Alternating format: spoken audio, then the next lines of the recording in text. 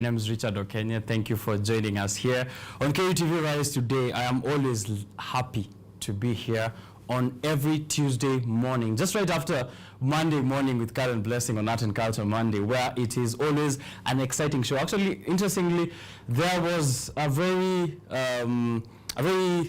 enticing performance yesterday. For those guys who are fans of Art and Culture Monday, for the first time I was seeing here a violinist who performed really well. If you didn't see that, make sure you check out KUTV Kenya's social media pages. It was a marvelous performance that took me off my seat very early in the morning of yesterday. So those are some of the things that you get here on KUTV Rise today from Monday to Friday. Yesterday was Art and Culture Monday, as I just said. Today, business, mambo ya biashara and money, economy, technology, everything where money is concerned is where I'm also concerned, because you know, as I look like I'm looking for money. So I'm also trying to help you look for that money as well. So this is where you should be on Biashara Tuesday and interacting with me on social media on the hashtag Biashara Tuesday. Hashtag Biashara Tuesday. I'll be able to see your feedback and also to see your comments on everything else that is concerning the economy, business, and technology. Right. Who is better at taking back the words than the government? I don't think anyone else is, because as from last week when we were just discussing here matters of border riders and the border sector, which is actually a multi-billion shilling industry in this country. They pay a lot of insurance premiums. They also pay a lot in terms of the taxes that they do in those circles. They are a very great factor in the economy. Actually, I have to say that because I think we missed that point last week. We're not trying to throw away the border industry because it's really critical for us here in Kenya. However, the government just took back its word from last week when they said they're going to do a crackdown, a long-term crackdown on border riders to ensure that they're complying to all the rules and the regulations that have been set there by the transport ministry. However, they've not taken that word back, and they're allowing border riders to operate until further notice. However, they're still maintaining that suspension of access into the Nairobi CBD for border riders. So you're not able to access the CBD if you're a border rider. However, you are able to operate everywhere else until further notice, when more regulations shall hit the country. I'm seeing here it's end of the road for the rider who was involved in that very famous incident that led to all this to this conversation on the border industry. At the end of road for this rider who had assaulted, or allegedly had assaulted, a female driver in Forest Road. So he's been arrested, one of Kenya's most wanted men apparently at this moment. Whoever crawled through a sewer line in the city and successfully evaded arrest for a week eventually, and gave himself in by walking into a border post and trying to flee into Tanzania. So I was speaking to Major Minor this morning, and he's telling me that ukijaribu kuhepa na unaenda Tanzania, huko si somewhere you should be considering, because apparently everyone who's ever tried to run away from this country and tried to access Tanzania has always been they've always been caught. So that is what is happening. We'll be looking at that in the newspapers, which I have here: the Daily Nation, the Standard. I have the Star. I also have the Business Daily. So grab yourself a copy of either of these or all of them, or an online copy as well at I think 20 shillings, and then we can see what kind of headlines are here. So as we are speaking on matters of money, petrol prices are up as the poor are getting kerosene relief. So fuel costs are increasing by 5 Kenyan shillings per litre as the government maintains the subsidy that has cushioned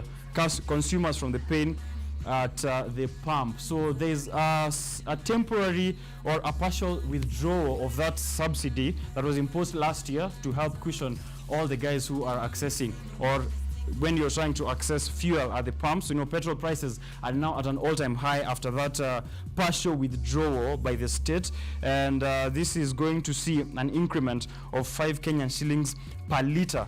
And I'm seeing here the figures in the monthly review as of yesterday on the Business Daily. The petrol went up by 5 shillings, and a litre of petrol and a litre of diesel at 115.6, and also a litre of petrol at 134.72. So that's what we were looking at here from the recent increment of fuel prices all over the world, really, but especially here in Kenya, since we are looking at high costs of living, and of course following that Russian invasion of Ukraine, that has also accelerated that increment of fuel prices. We are going to look at that and how it affects your household. How are you going to pay for this? How are you going to get that kerosene relief that is written here on the standard, and also what exactly are we going to do to turn around this situation? I'll be joined here on set by someone who has been, of course, in the politics field, and also has been really active for the past few years as a nominated member of the county assembly in Q. So nominated member of county assembly, nominated MC of Q. She'll be here.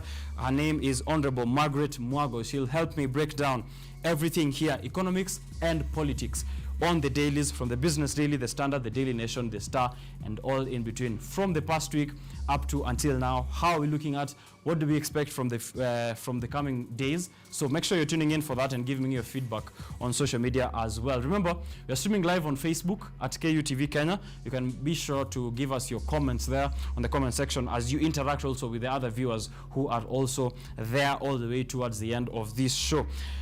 Later, I'll be sitting down with guests, so don't miss out on that. I'll have here Shayla Mboga, who is a certified financial education instructor. Before I introduce her, this morning we're going to look at financial well-being and how you can invest with a minimum amount of investment that you have. We've had here a money coach before to help us know how to budget, how to save. I'm going to continue that conversation of financial literacy and awareness with Shayla Mboga, who is going to tell us how can you invest with a minimum amount of money that you have, and also how can you be financially wealthy and healthy. Make sure you're tuning in for that conversation. And also Elizabeth Waithaka is here for the upteenth time to give us her tips on saving as a life skill. How do you save? I know a lot of us have had this conversation, including with her, on where not to save.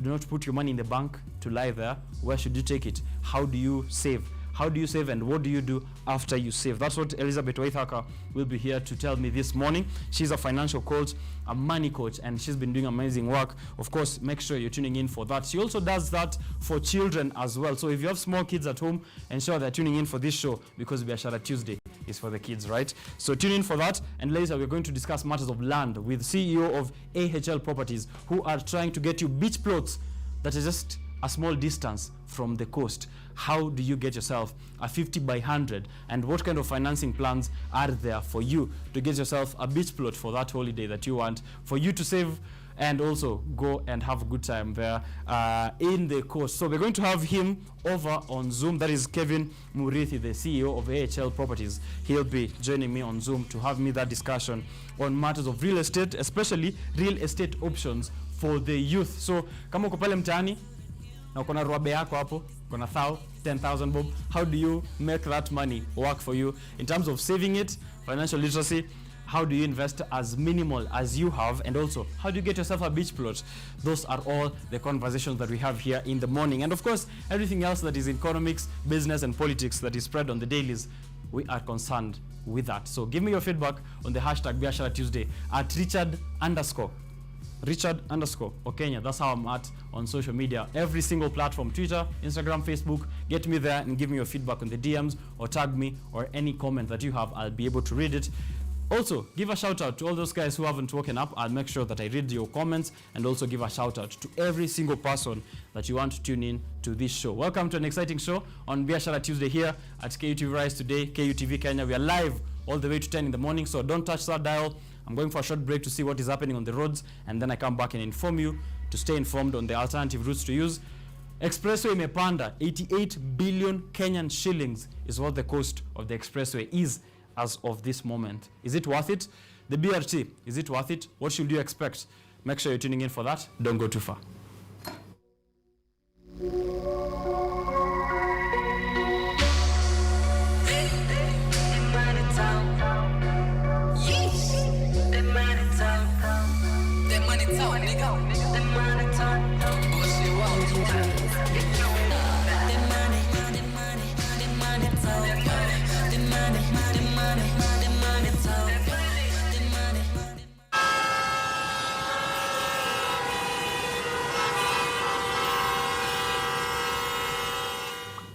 Shout out to Mathri Route, who are always providing us with accurate, on-time and real-time information on this platform of theirs on Twitter, where they share and access, help us access information about transport and current traffic conditions in the city and all around the country. If you want to tell me what is happening around you, make sure you tag them at Mathri Route and also tag me as well. I'll be able to see that. Sai asubuhi kwenda Rongai ni 30 ama 40 ama 50, lakini kwenda Karen ni 60 ama 70 bob. Make it make sense.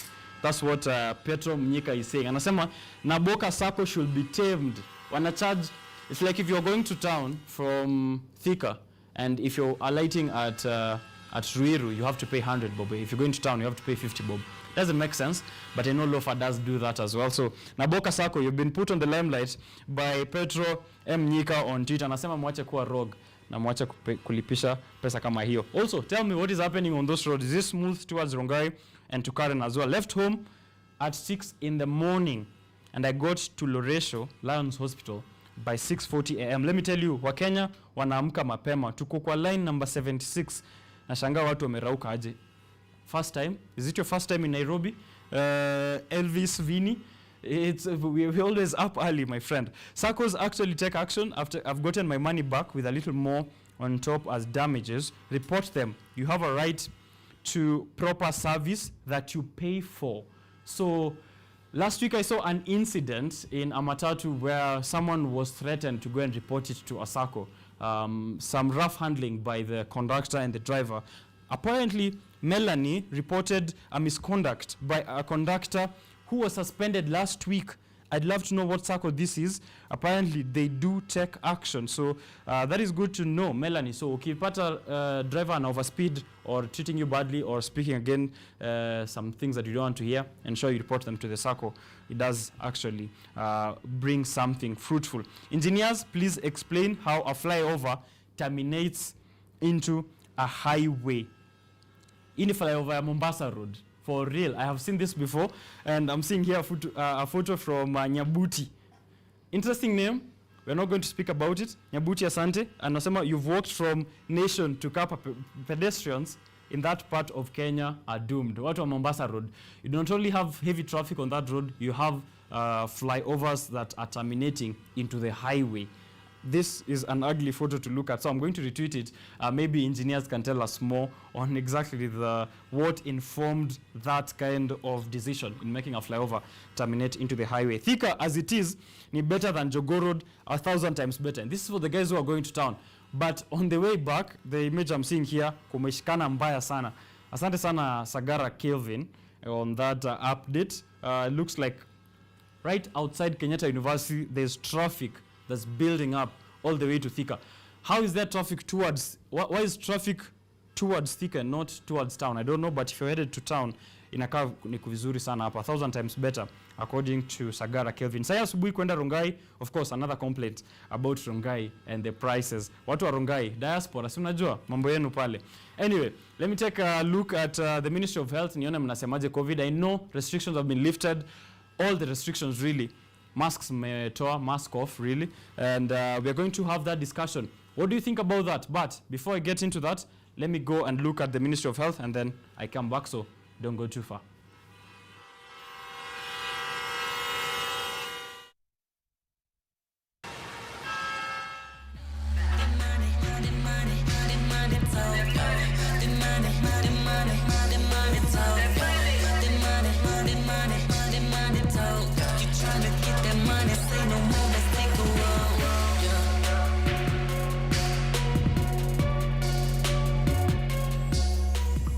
Working towards building a healthy, productive, and globally competitive nation. So where we're at the moment in Kenya in terms of COVID-19 is all the restrictions that were put here 2 years ago, I think around this week, yeah? So that's the first time we had COVID, and it was the last normal week of our lives, because after COVID, we're now facing a world war. I won't go into that.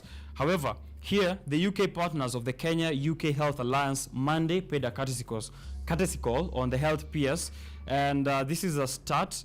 And of course, this is going to look into exchange of health workforce between Kenya and the UK, as well as developing a center of excellence for health education and training at, get this, Kisii University to serve the whole of East African region. So that is exciting news for Kenya and for Kisii. So for the guys who are in Kisii University, there's that health workforce that is going to be happening between Kenya and the UK. So you can look forward to that as well. COVID-19 updates as of last 24 hours. 12 new cases positive from a sample size of 2,739. So 0.4% in positivity rate. That's why masks are off right about now. Recoveries are 3, recorded deaths. However, we lost one person. We are sending out our condolences. We can't fail to mention that. Cumulative tests are there on the right side of the screen. As you can see, we've done quite a number. 3 million is where it's starting at. We have 40 plus million Kenyans who are out there and have not been tested. 27 million in vaccination efforts. 27 million is the number of jabs that have been received in the country. And total doses that have been administered is 17,129,923. Adults who've been fully vaccinated, proportion of adults who've been fully vaccinated against COVID-19, 28.8%. Fully vaccinated above 18 years, 7 million. And of course, there's that 15 to 18 years vaccination that I keep saying, 1 million. That's good. 1,104,187. 15 to 18 years who have been vaccinated with the Pfizer vaccine. I was seeing here on the Daily Nation, they're complaining that COVID vaccines are wasting away as many Kenyans are ignoring the jab. So apparently, COVID-19 vaccine uptake among the population of Kenya has slowed down due to hesitancy. And the numbers I'm seeing here, 11.2 million, is the number of eligible adults who are yet to seek their first dose of COVID-19 vaccine, with officials warning that they risk contracting the virus. Close to 300,000 doses of Oxford AstraZeneca COVID vaccine are still in storage. Even as 11.2 million of Kenyans are not vaccinated even for the first dose. So we're going to look at that as well later on in the newspaper review that is coming up. But that's what we are doing in terms of COVID-19. Restrictions have been lifted off since last week. So masks are off. I want to know what you think about that. Of course, is that going to bring back respiratory problems? I know there was a comment last week that I read from Sir Kenneth, who is also one of us here at KUTV Kenya, saying that this is going to bring back, of course, issues of respiratory problems, such as not getting used to dust particles and exposure to other people. I don't know how that will work. I don't know what you think about that. I don't know if this does help you in terms of the expenditure that you had towards masks. Mepunguza budget. Yeah. So tell me what you think about that. However, I feel it is a good move for one reason. Human beings or the human body is supposed to be exposed to as much as possible to build its own immunity, resistive immunity. So be exposed to dust. Kama kitu kama dust inakusumbua, how will you deal with pneumonia? How will you deal with tuberculosis? You need to build up those antibodies for yourself. Those are my thoughts, independent of KUTV Rise today. I don't know what you think about the lifting off the mandatory requirement that you need to have your masks on if you're in a public place, or have your masks on as much as possible in public. I know police officers are going to have a rough time finding someone to rough up. I have once had an encounter with police officers in the Nairobi CBD because of mask issues. I don't know if that's a relief to you. So give me your comments from all the economic perspective to all the social issues that you see from this lifting of the requirements to wear masks. And I'll be reading that throughout the show. It's going to be an exciting one, of course. Welcome to Biashara Tuesday. That's what we have in terms of the roads and COVID-19 updates. I'm going to look at your world as of the past 24 hours. What is happening? Economics, politics in the world and locally as well. Hizo ndo vitu zinainform biashara yako venye inakaa. Where are you going to invest? How are you going to invest? Everything else that is happening in the world does inform that. And this is the right place to be for that kind of conversation. So don't go too far. This is still Biashara Tuesday.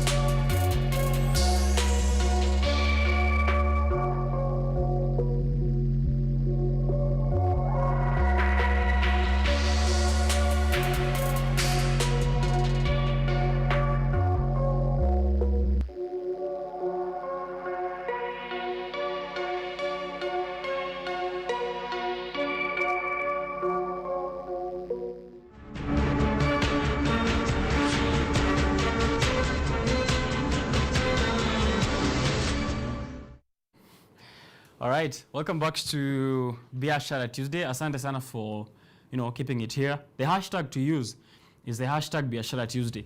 The account to tag is the account at Richard_Okenye. That's the one to follow as well. The other account to tag is at KUTV Kenya. The conversation we're having is how can you invest with the minimum amount of money possible, right? How do you invest? How do you save the minimum that you have to invest it? Because we're just not saving, we are saving as a way to invest, and that's the conversation we're having here this morning. So tune in for that. I'll be having experts to have us break down that conversation, so make sure that uko hapa around, and I'll be reading your feedback and also giving you the feedback from the guest I'll be having here. I'll be having a financial coach and also a financial wellness expert here on the show to discuss with me saving and also financial well-being and also matters of investment. Kuna mtu wa land, so ukitaka kujua mahali uta invest, beach plots are something that you need to consider, and AHL Properties CEO will be joining me to have that conversation. However, before we get much more into matters of business, let's see what is happening in the world. And tunaanza na KCSE 2021, which began yesterday, by the way. Kenya Certificate of Secondary Education, KCSE, has officially kicked off across the country as of yesterday with 831,015 candidates sitting for the examinations. Education Cabinet Secretary Professor George Magoha has issued a stern warning to those who will be found engaging in exam malpractices that heavy punishment will be taken against them. The Kenya Certificate of Secondary Education written exams have officially begun across the country. The exercise, which began early on Tuesday, saw students sit for English and chemistry papers. Education Cabinet Secretary Professor George Magoha has issued a strong warning against anyone found engaging in exam malpractices that they will be prosecuted. Speaking while launching the exam and inspecting the distribution exercise at Deputy County Commissioner of Nyali, Mombasa, the CS said already some students had been caught with mobile phones, which is an offense. We have noticed that they have formed another one. And this morning in Nairobi, we already had 2 students with cell phones. We are going to be very soft with them. We shall allow them to take the exams. Magoha specifically warning parents and teachers who are fond of helping students cheat in exams. I want to once again just warn that any teacher who feels he or she is brave enough to open, particularly the second paper, we shall know where you have done it and we shall come for you, just like we did in Ojer and just like we did in Tanzania and other places. The 2021 candidates have risen from 747,161 who sat the exams in the year 2020 to 831,015 this year. The 2022 KCSE exams will officially kick off on 1st December to 23rd December this year. Having gone to about 500 of the schools over the last 6 months, I can attest to the fact that our children are ready and prepared and ready to go. CS Magoha says 10 helicopters are put on high gear to distribute exam papers in high-terrain areas, as he assured students that their security is guaranteed. Over 800,000 students are sitting this year's examinations in over 10,000 examination centers across the country. Education Cabinet Secretary Professor George Magoha says all systems are in place to ensure smooth running of the exercise. Henry Tende, KUTV. All right. Still on KCSE, police in Kisii County have arrested a suspected imposter attempting to sit the KCSE exam at Kimabundu Mixed Secondary School. Brian Angwenyi was a third-year student at Kisii University. Elsewhere, Coastal Regional Commissioner John Elungata said Kenya Defence Forces officers will escort examination papers in areas that have experienced security challenges in Lamu County. Caroline Kimwele has more of this report. Police in Kisii Central Sub-County have arrested an imposter suspected to be sitting the Form 4 examination KCSE, which kicked off today at a secondary school in the area. The suspect, Brian Angwenyi, a third-year student at Kisii University, was allegedly posing as Martin Nyamoya, a candidate who had enrolled at Kimabundu Mixed Secondary School. Askari waliitwa kutoka Kisii Police Station wakiwa na maafisa kutoka kitengo cha CID. Walienda kule shuleni na wakaweza kumshika huyu impersonator, na sasa hivi ashawekwa kwa cell hapa Kisii Police Station. Mashtaka yake inakuwa processed na kesho asubuhi atapelekwa kotini.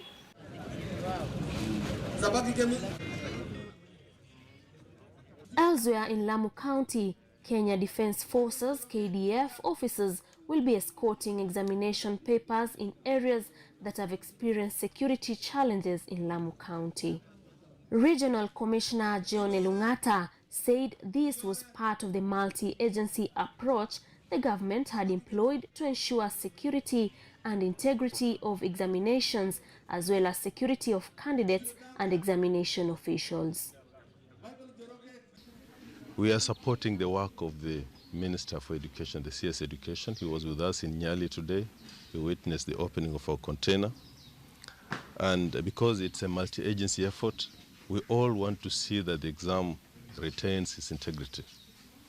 That was set when we started this multi-agency activity.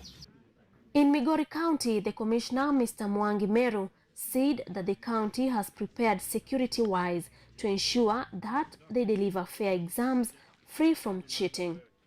He noted that they have properly arranged for the exam and they have already briefed the center managers on the same. We have a candidature of about 22,695 in the 10 sub-counties of Migori, and among them we have 12 containers from where the examination has been kept, secured, and now we have dispatched it this morning. The exams were officially opened on time in Narok County, with the commissioner who witnessed the opening of the exam container revealing a total of 10,892 candidates are sitting for the exam in Narok County. Kama serikali tumehakikisha kwamba there is conducive environment in all the examination centers. We have prepared invigilators as well.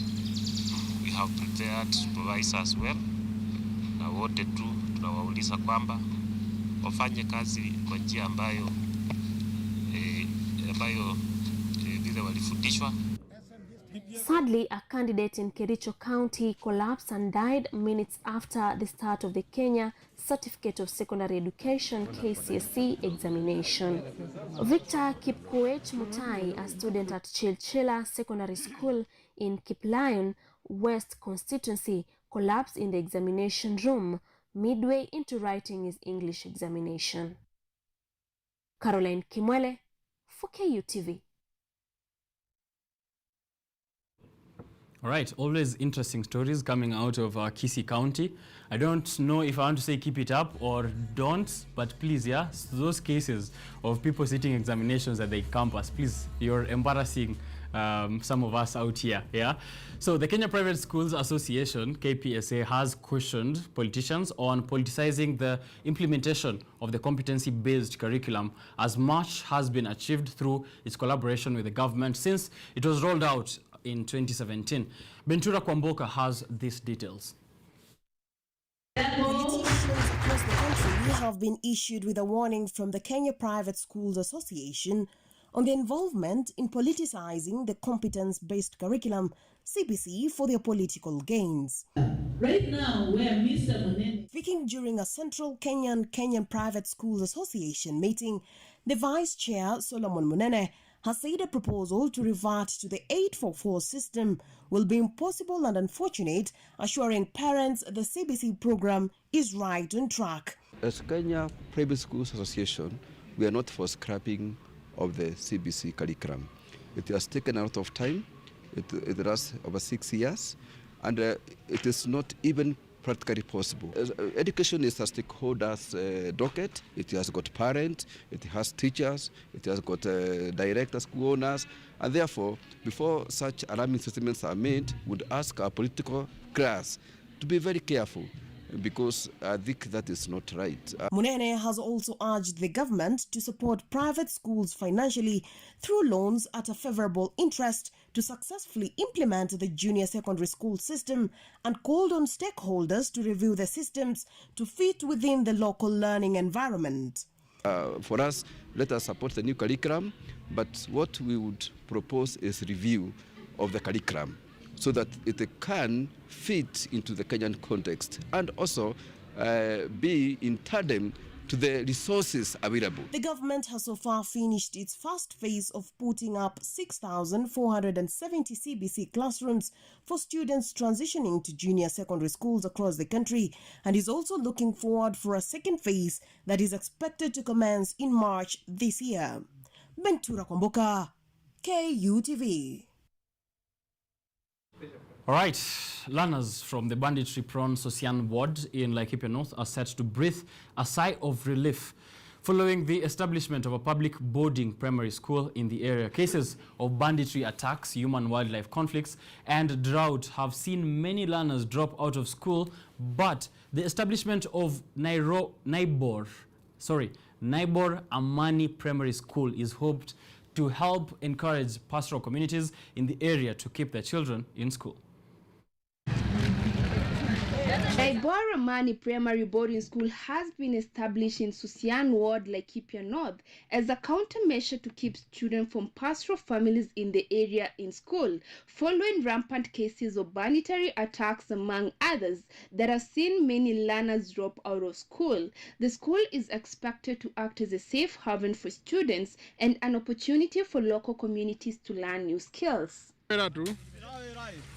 Concerns were aired over delayed registration of such community-based institutions, with the area MP Sarah Lekorere urging the government to support the community by registering local schools so as to shorten the distance transferred by learners to access education. Kuna imani kubwa sana kwamba kupitia kwa mradi huu kutakuwa na usalama na amani ya kutosha katika eneo hili, jinsi jina ya shule hii ilivyo. Ukiangalia katika shule hii kuna watoto wa jamii ya Kipokot, kuna watoto wa Samburu, kuna watoto wa Turkana, kuna watoto wa Kikuyu. Kwa hivyo kwa miaka zijazo hatutakuwa na hiyo uhasama. The security manager at Loisaba Ranch observed that learners at Naibor Primary School will have opportunities to also learn how to conserve the environment and wildlife, tourism, among others, and these will come in handy inculcating the culture of conservation. Ni shule ambaye iko katika jamii tofauti, na hii eneo ni mahali ambayo ilikuwa na shida ya mambo ya insecurity kwa muda mrefu.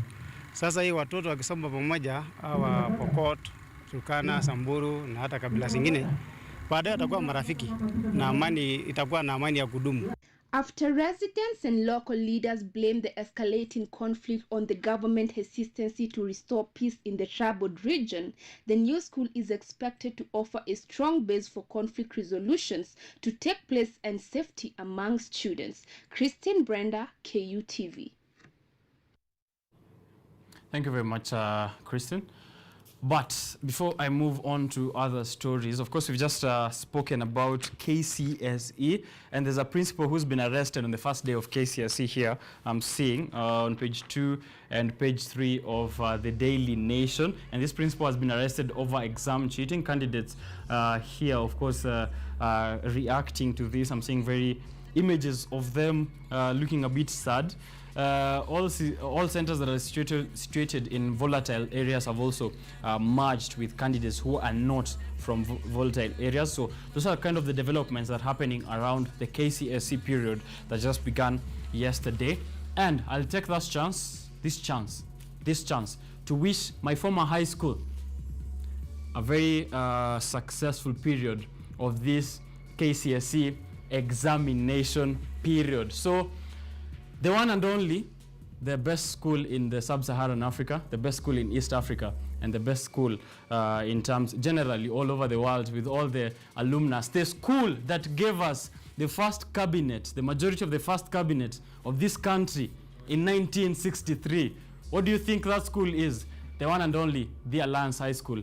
All the best to all of you guys who are over there, sitting there examination. Of course, there's only one thing to beat for the Alliance High School, and that is yourselves. So go for it, and all the best to all the other candidates.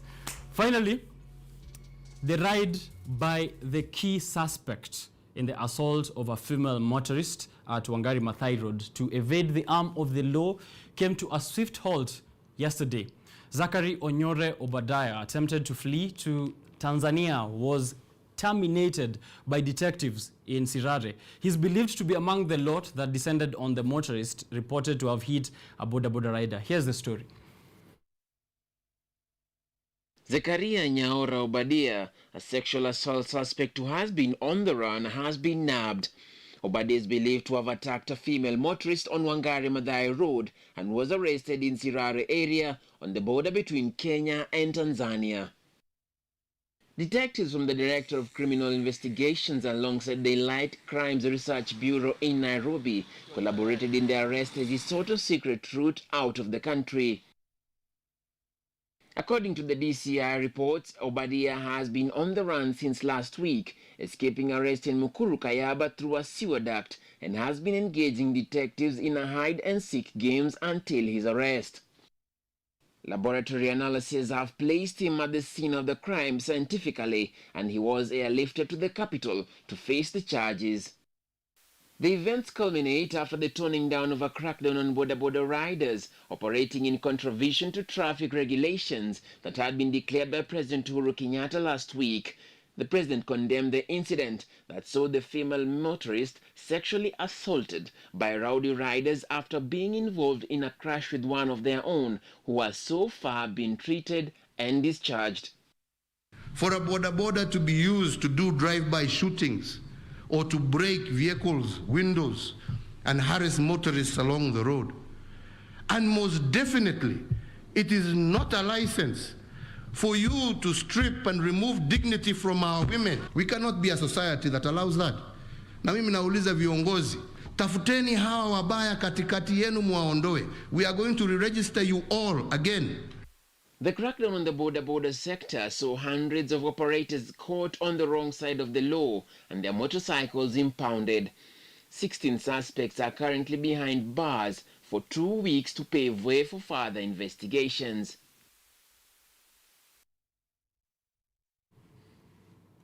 Right.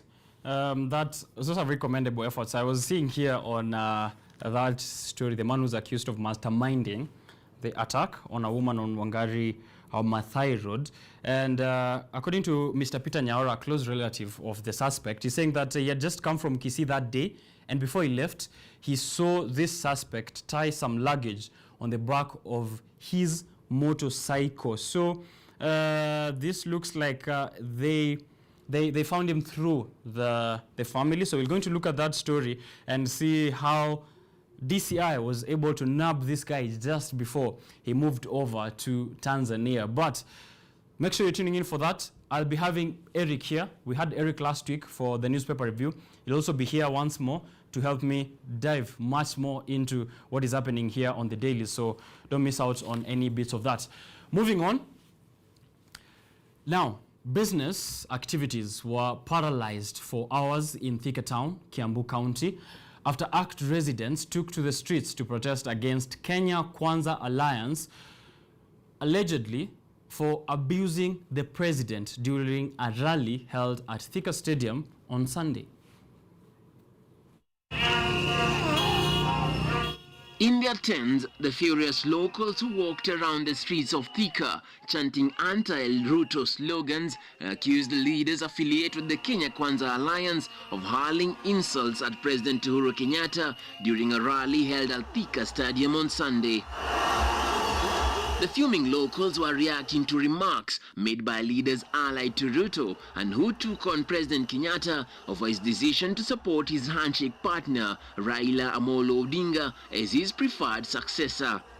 My friend, sisi ndio tulitembea na wewe Kenya mzima, tukapiga magoti tuombe ili kesi ya Hague ipotee. The locals say the head of state had a right to join any alliance and urged readers to respect his decisions.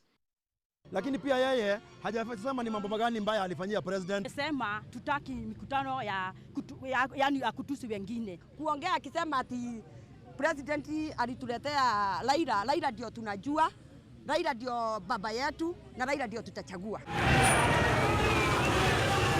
And in Githurai 45, a similar protest was staged by residents who were in disagreement with the utterances against the president.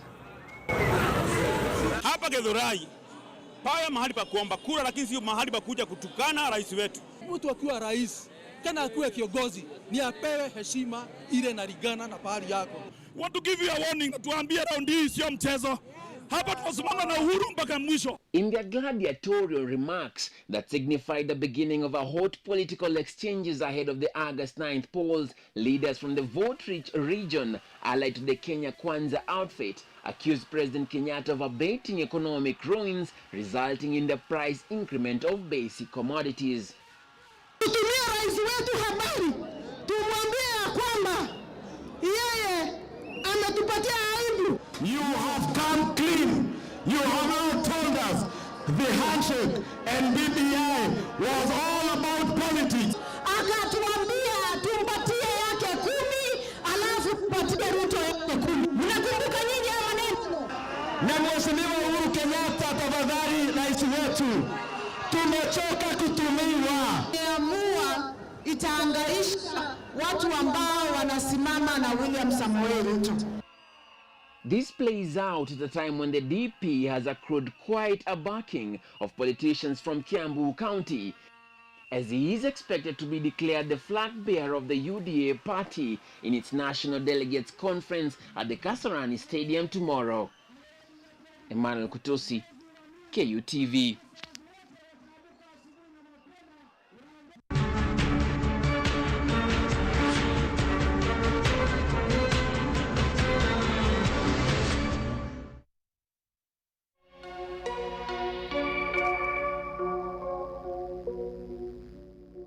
All right, that brings us to the end of the updates here this morning on KUTV Rise Today, Biashara Tuesday. That's what's happening in your world, in politics especially, and that is going to inform how business goes on into the week. Right about now, I'm going to take a short break. However, I'm coming back with Elizabeth Waithaka, who is a money coach, financial coach, has been here before. Last time she was here, alituambia kuhusu the 50-30-20 budgeting rule. Akanipatia kitabu niende ni try to fix my finances. However, at the time, didn't have enough finances to be budgeting. She'll be here to tell us how to save for a lifetime, or saving as a life skill, right? How do you save as a life skill, and how can saving save you? That's what we're having here on Biashara Tuesday. Don't go too far.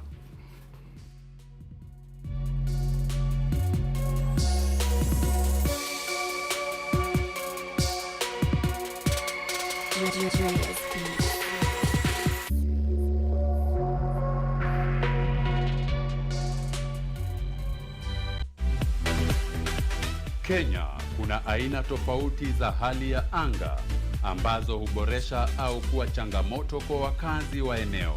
Kaunti ya Makueni imeibuka kuwa bora katika masuala ya kilimo licha ya hali ya kiangazi. Maembe huwa tunazalisha nyingi, lakini mtambo kuna ile capacity ambapo hawezi pitisha na hatuwezi chukua maembe yote. In fact tunakuta tunachukua 5-6%. Kaunti hii imejikakamua kwa udi na uvumba kutegua kitendawili. Ukambani kuna ukame. Tambo maji ilikuwa ngumu kupata kiasi, kwa sababu kama ni pale kwa mto inapita tu inaenda. Lakini sasa hii kama imesimamishwa itakuwa rahisi kwetu. Basi, kikosi cha Boresha Kilimo kilitangamana na wakulima mbalimbali kuandaa Makueni County Edition. Na wahimiza wana Makueni na Wakenya wote kwa jumla kuitazama kipindi cha Boresha Kilimo kila Jumamosi kuanzia saa 6:30. Approximately 8 million babies in the world are born with birth defects every year. Taking care of a child with a birth defect can be quite stressful for parents and guardians. Birth defects, it really has a lot of implication, not just the child, but also the community. Therefore, it is important for us to create awareness on birth defects, prevention, and also care. Birth Defects Day is celebrated every year on March, and that's going to be our topic today on Focus on Health.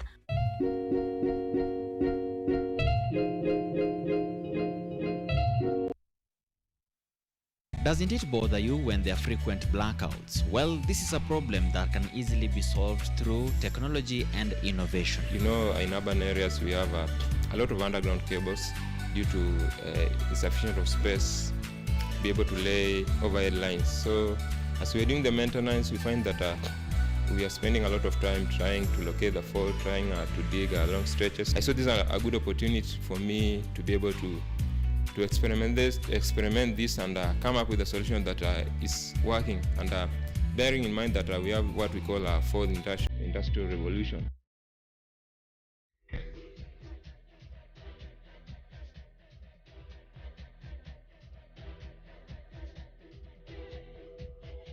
What is this magic? I need that magic. Somebody call 911. Asaji bebe, emoji bebe, sioji bebe. Panado, sitamo, anything for your girl, give me more. Anasema shughuli wagli, den den den. Wanangojea siku hiyo yenye furaha ajabu. Machungu yote yatakwisha, mambo yote yatakuwa ni mapya. Tukutane paradiso, tukutane enzini mbinguni, baada ya dhiki za hapa ulimwenguni tukutane. Safina inang'oa nanga sasa hivi.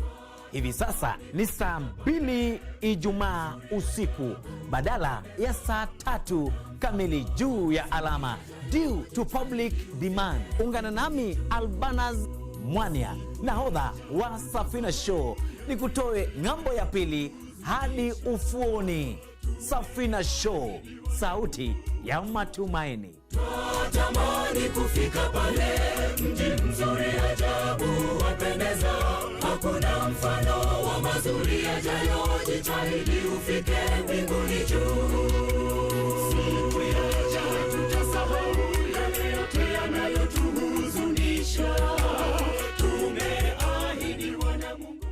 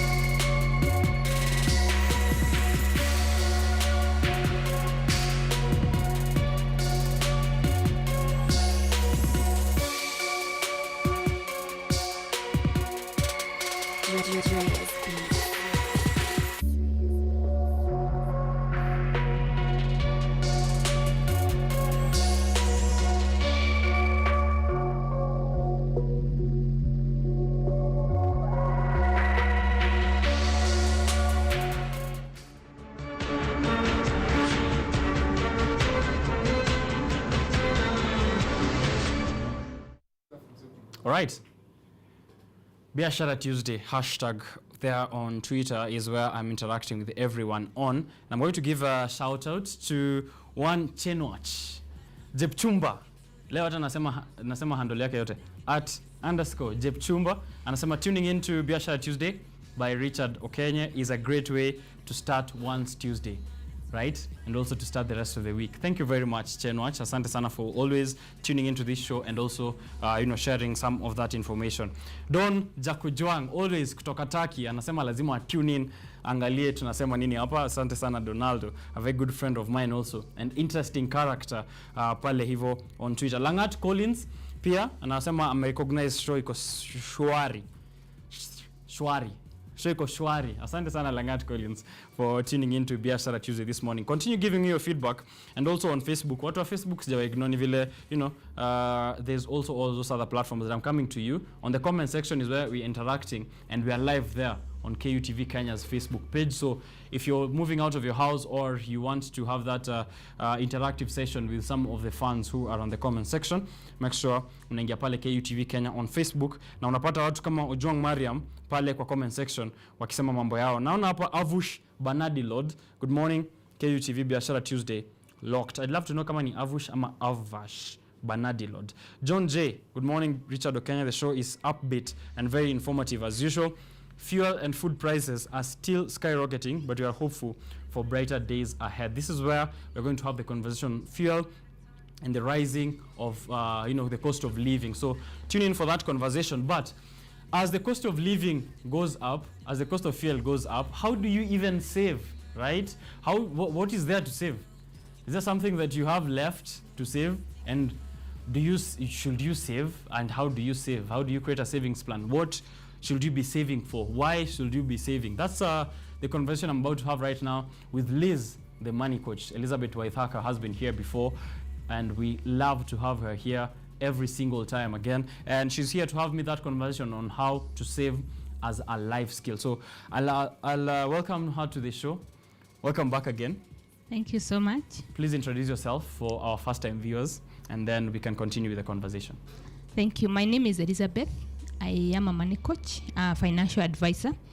I have a calling in just the area of money, helping you put order in your money. Save for your retirement, save for your savings goal, be able to create a savings plan, be able to grow your money. That is who I am. Right. Yeah. Liz, am I allowed to call you Liz? Yes, please go ahead. Right. So before we get into this conversation, I think I mentioned before we came on air that I have been seeing some of the work I've been doing since we last met, and it's really commendable work, including going around and making sure that people also are imparting these money skills to kids, to children. How's been the experience so far? Thank you. Actually, I feel so relieved, also fulfilled to be imparting this skill even to children. To cultivate these positive money habits from an early age. Lessons that are in life, they try to stick for a lifetime. Right. So helping you put your order in your money is what gives me that fulfillment. I know I'm answering a higher call, and I'm glad for the progress that has been there. People are appreciating that we can earn money from an early age. Yes. My friend Ojwang, who's also a host here on Thursday morning, is called Ojwang Mariam. It's a very big fan of yours. Aliniambia nifikishe this message that the last time we sat here on the 50-30-20 budgeting plan, anasema it's a very great strategy that he hopes that he can implement in his life. Wow, I'm glad to hear that. I pray that people start budgeting and start appreciating it as something that is doable. Right. I'm glad for Mariam. Right. Yeah. Mariam, umesikia mambo, so budget. Saving as a life skill. Let's get to that conversation now. What is saving, first of all? What exactly is this saving that we speak about? Saving is putting some money away. You don't subject yourself to 100% of your earnings. You keep a percentage away for the future, for you to be able to grow it. And it's actually a life skill. A life skill is a positive behavior that helps you deal with life challenges. That helps you grow, that helps you become competent in your life and in addressing the daily life, the challenges that we face in life. So saving is actually a life skill. Being able to keep that money away somewhere, not subjecting yourself to 100% of your earning, just keeping a small percentage. And as I always say, human beings are creatures of habit. The minute you train yourself that I can only subject myself to 90% of my salary, I've got this 10% that I keep away for the future or to be able to grow it. You just struggle for a month or two, then you adopt, Right. or you adapt. Yeah. Saving is a life skill. Yes. Before we get to why people save or why people should save, are old people saving? Are people at 70? Should people at 70 be saving, and are they saving? Everybody should be able to save something, so long as there's something that is coming into your life. And we cannot say that somebody is too old to save. That person who is 70 years old, they may find themselves living for another 30, 40 years. So really, for you to ensure that you have got that financial freedom, that you've got sustenance for the 30, 40 years that you're going to live after 70, you should be able to save, grow your money. Right. What are the reasons you will say that people should save, and what are the reasons that people are saving for currently in your research and your time that you've had in this time as a money coach? Actually, I've interacted with many people who would want to develop this savings habit. And why we save? Why would want to save? Why would want everyone to be able to save? It's because it gives you financial freedom, first of all, helps you achieve your money goals, makes you a more empowered person, helps you grow your money, employ your money to work for you. We always hear this statement that making my money work for me, but many times you don't know how to employ it, and you must be able to employ it for it to work for you. So being able to save is being able to achieve your money goals, is being able to live the life that you want, is being able to be a more objective person, is being able to achieve your goals, is being able to pay for periodical expenses like insurance, for example. We can anticipate that. School fees. Being able to meet those expenses, you must be able to save. Right. Yeah. Not just getting money and then spending it. Receiving money in this hand, spending it here and this other hand. And what happens here in the middle, nobody knows. But when you are saving, you're even able to budget. Right. Yeah. Right. So it's actually a build up in all those other things. You save, budget, and then also invest. It's a kind of a good chain.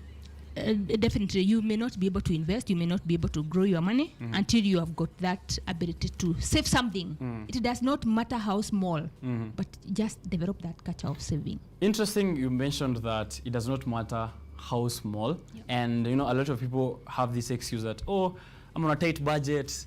I remember, and I love to, I don't know why I always make these confessions when you're here about my money management skills or lack of thereof. That mimi pia ujiambia that wacha nimalizane na hii pesa alafu the next one sasa hiyo ndo nitaanza kusave, or this time I am on a really tight budget, I have expenditures, wacha nimalizane alafu nikisha offset everything I'll be able to save. What should someone do when they're on that tight budget? And let me tell you that in that space where you have just said that sometimes you feel like that. Wacha nimalizane na hii pesa, then I'll save the next amount. You are not alone. You are representing so many people. Even me, I've been there many times, even as a money coach. But it is not about the amount. It's about the discipline. Many times, as the income grows or money increases in your life, the expenses grow with the same magnitude. They have a direct relationship. So really, if you are not able to save this retro, even when it is much, you will not be able to save.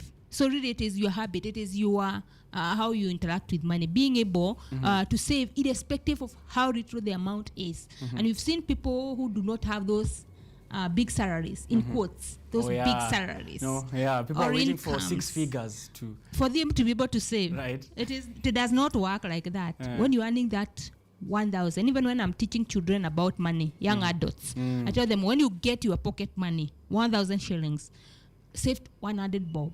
100 bob may look like it is not much, but I've had most of my students in the money club, for the 4 years they have been in high school, for example, saving 100.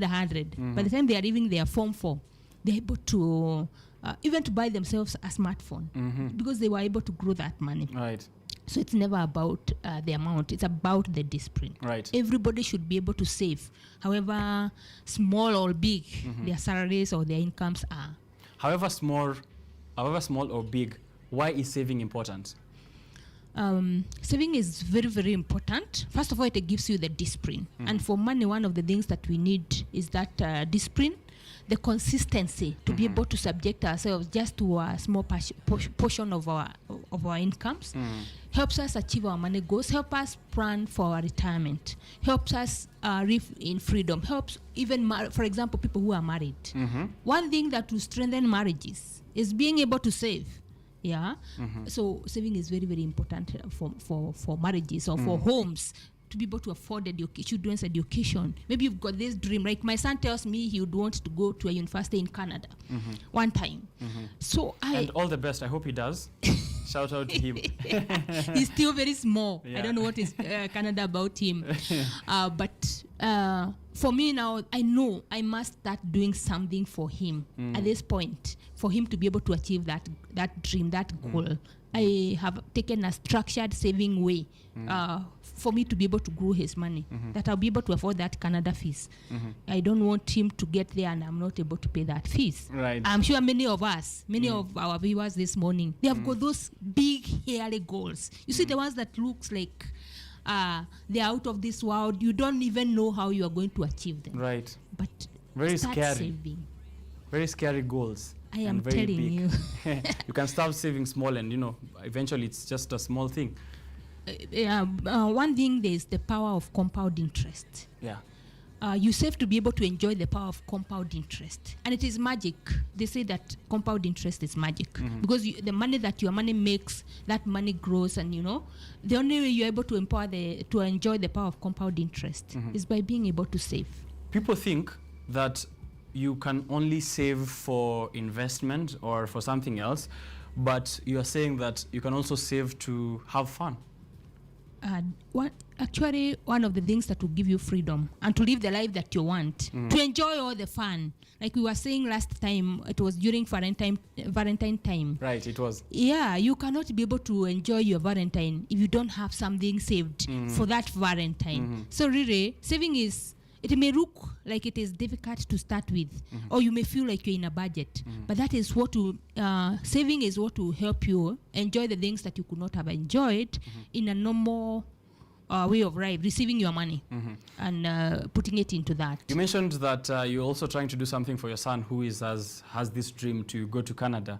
And as I was seeing there, what they were displaying there on screen is that saving also gives you an opportunity to help others financially as well. So it's not always about yourself, as you say.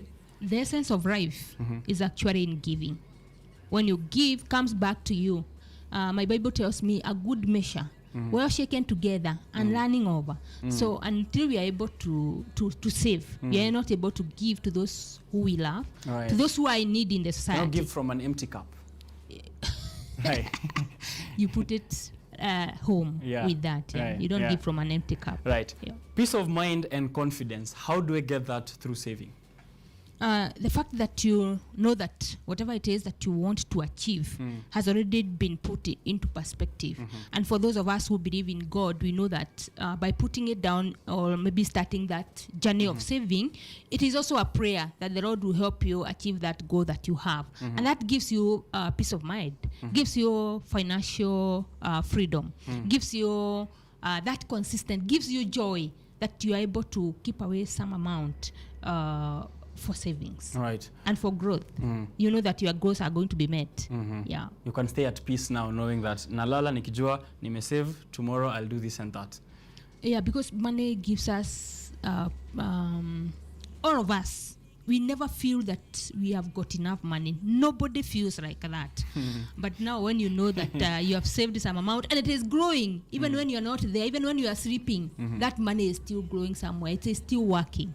You are able to rest. You're able to have that peace of mind to know I may not be able to achieve all the things that I want financially in the world, but at least I can achieve some of them, which would not be achievable without savings. Is there a systemic manner in which someone can approach a big goal? I know we've just said that. I just want us to break it down a bit. If you have a big goal, for example, I want to buy a car, this year that is worth $150,000, which translates to, I don't know, 15 million Kenyan shillings, and I only earn 15,000 Kenyan shillings. How do you think I can break that big, very scary goal? Not necessarily that, but just any other big goal that I have with or land, yeah? So if I want to buy land that is worth $500,000 and I only earn like 20,000 bob, how do I now save all the way to get that piece of land? Or is that a goal that is out of reach and I have to look for other strategies? Yeah, that's a good question that represents many of us. Yeah. I also have got those goals. Yeah. And the first place is just to be clear. What is it that I want to achieve? You said a car worth $150,000. For example, it's just an example. An example, yes. Yeah.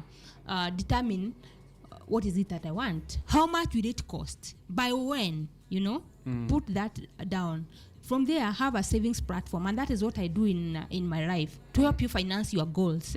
By growing your money, I give you that platform. Now you know your goal, what you want. By when? You know your current financial situation. How much can you start keeping aside? So I help you develop a savings plan, that will help you achieve your goal within a stipulated period of time. But then, the most important, after you having a savings plan or after you defining your goals clearly, the most important is giving your money a platform where you are going to save. Many of us, we put our money somewhere in a bank account. There's somebody who told me they save on Mshwari. I mean. Wanasema ati they put it on lock savings, which you can access in 48 hours, right? So yeah. If you want to be a powerful saver, have a platform, and not just any platform. Have a platform that will give your money an opportunity to grow. If it is a savings, a short-term savings option, maybe something that you'd want to achieve within 1 year. Put that money, for example, in a money market. And if somebody needs a money market, they can always contact you. Reach out to me. Right. Put that money in a money market. For that person who would want maybe to buy that in 3 years, 5 years, you need also to be in a circle. I don't know whether my viewers are in a circle. And whether they have that automated savings, like they're able to remove that saving amount before the income hits their bank. Before they see it. The minute it hits your bank, it becomes very, very difficult. It becomes difficult to also revert it to any savings plans that you have. I'm telling you. Inafika hivi ushaanza kufikiria vitu zingine. And you already have enough things waiting for that money. Right. So for those people who have got the midterm goals, I encourage every viewer to be in a circle. And I've got various circles which I would recommend. And for that person who is looking for a way of long-term savings, like the way I'm saying, I'm saving for my son's school fees, who would want to access an university in Canada. It may be at this point, or the situation that is in, it may be a goal that is out there also for me. Right. But then by having how much time do I have between now and then? And between now and then, can I have something that will make me achieve that goal? How much will it cost approximately? And we are looking at the school fees plus the maintenance of that child plus the airfare and whatever else that he needs outside the country. So how much would that cost? So it's not just ati kusema I'll just be putting 1,000 bob aside every month. It's also having a plan, like what is this 1,000 for and for how long am I doing it, right? The thing is, save with the end in mind. Start with the end in mind. This is what I want to achieve within this period. That makes saving even more objective because I'm saving for this. Also, I think it also prevents you from just spending the money because you might be saving like, nimekuwa nikisave, lecha tu niitoe, nitumie, because you currently have no goal. So if you have an end in mind, I think it makes it easier, right? Makes it easier. And when you are doing some things with that money, you know it is that goal that you are working against. And when you are putting even more savings into it, you know you are achieving that goal. And you're able to save for it, finish, so that you take something else. Right. Yeah. How do I develop a savings plan? Actually, all of us needs a savings plan. Start with it. The way I said, start with it in mind. Start early. Early is early for each of us. Early is today. As as now. Yeah. When you get this information, or the earliest that you've got that little money coming into your life, start then. Start early. Just as I said, create your money goals. Define them out. Spell them out clearly. Give yourself a timeline. Have a platform.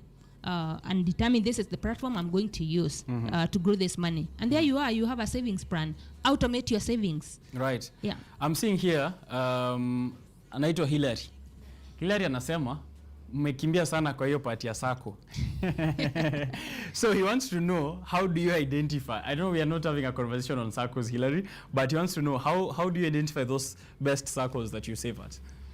Or that people should save at? How should he know where to take the money to, which SACCO, and how to identify which SACCO is best for him? That conversation of SACCOs is a huge one. Yeah, right. And people need to be guided.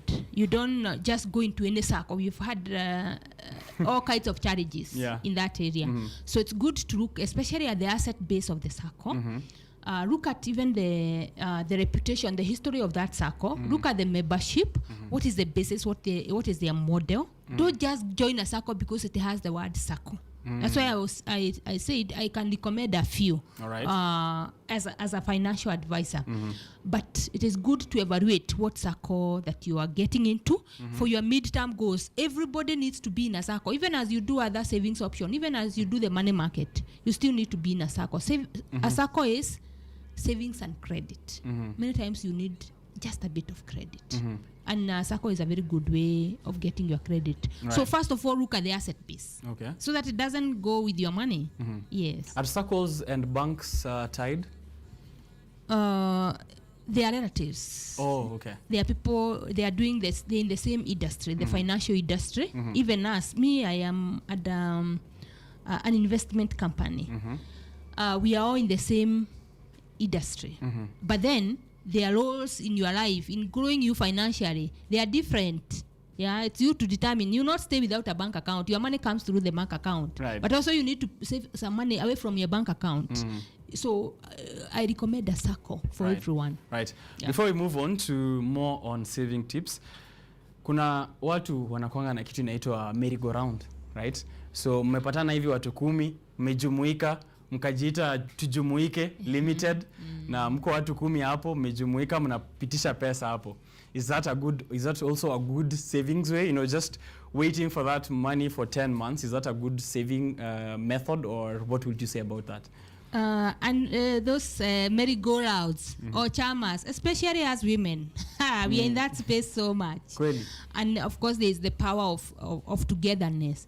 But then I always ask people when I go to speak in chamas, how does your money grow? Is it a saving?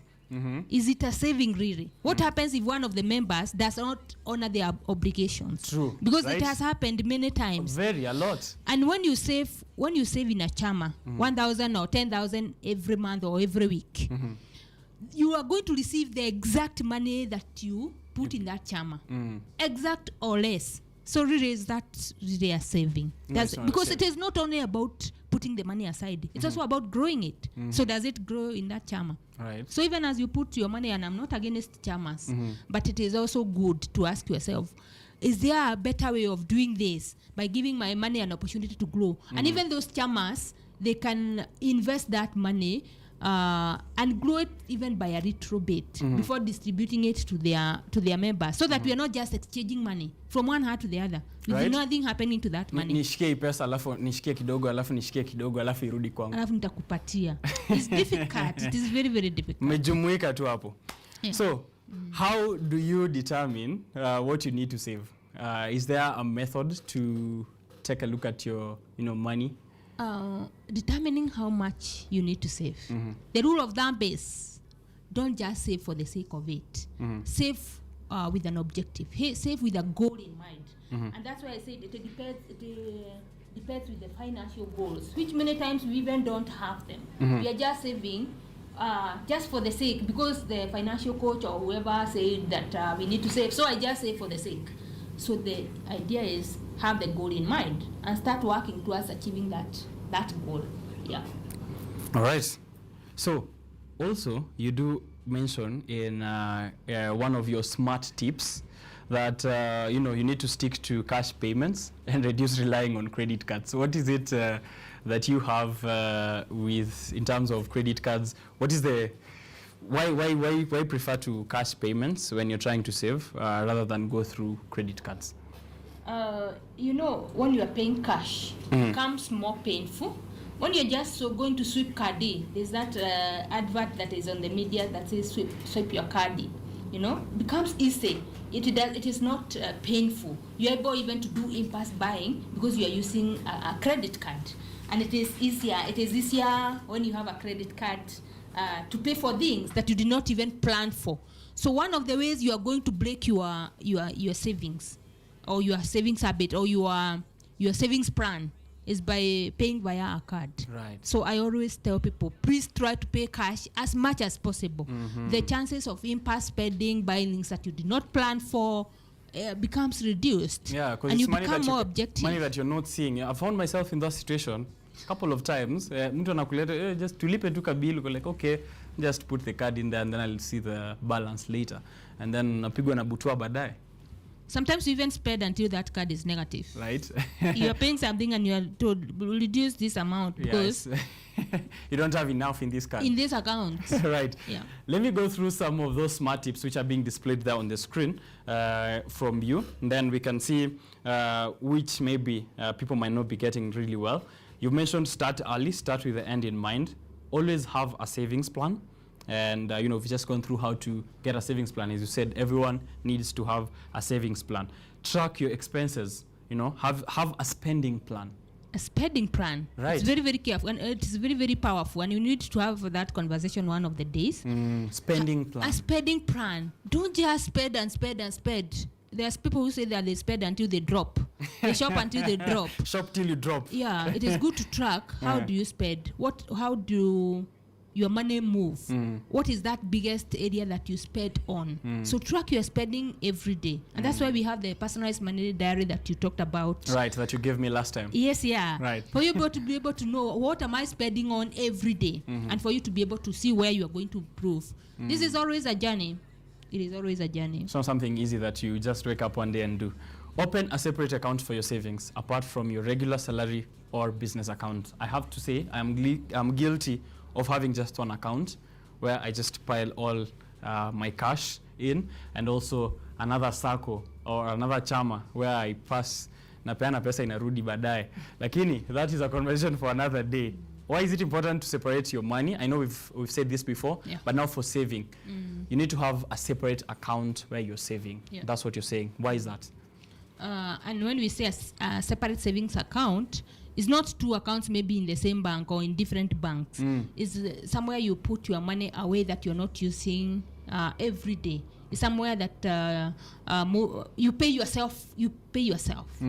Many times we think that we are being paid, and it is us who are being paid, but it's important to always pay yourself first. That separate account will help you to pay yourself, because when you receive your money, you pay rent, you buy food, you pay fuel. That means you are working for your ad road, you are working for the petrol station, you are working for whoever else. So where is your money? Right. Yeah, my money. Where is it? Where is it? Where is my money? So these separate accounts helps you have my money. Yeah. That's so good. That's such a good way to put it. Where is my money? Yeah, my money. Yeah, so that you don't spend all your life working for your ad road or working for the petrol station or whoever else. Working for the landlord. I hope that is a conversation we can have here sometime.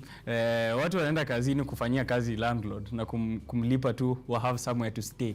Can you imagine? Right? That's not right. Yeah. Always apply the 50-30 rule, 50-30-20 rule, which we have had a discussion on before. So make sure you're checking out KUTV Kenya's YouTube channel, where we had this discussion with Liz on applying the 50-30-20 rule, which is a favorite of Ojwang Mariam. I hope you're applying it so far. You're also saying that we need to understand the rule of 72. What's the rule of 72? The rule of 72 is a very powerful in personal finance management. We need to have that conversation also here someday.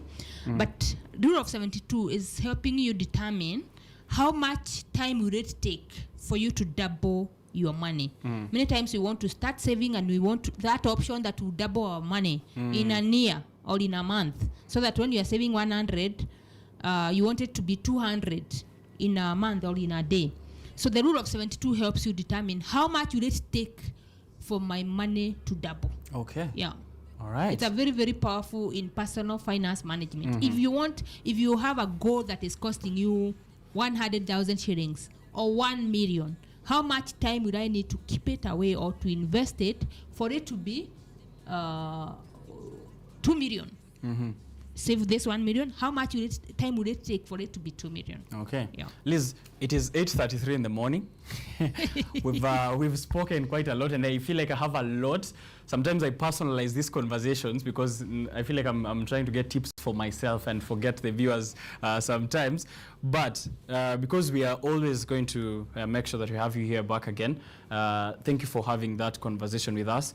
However, before we get your parting shot, I was seeing here also a quote from Warren Buffett, which says, "Do not save what is left after spending, but spend what is left after saving."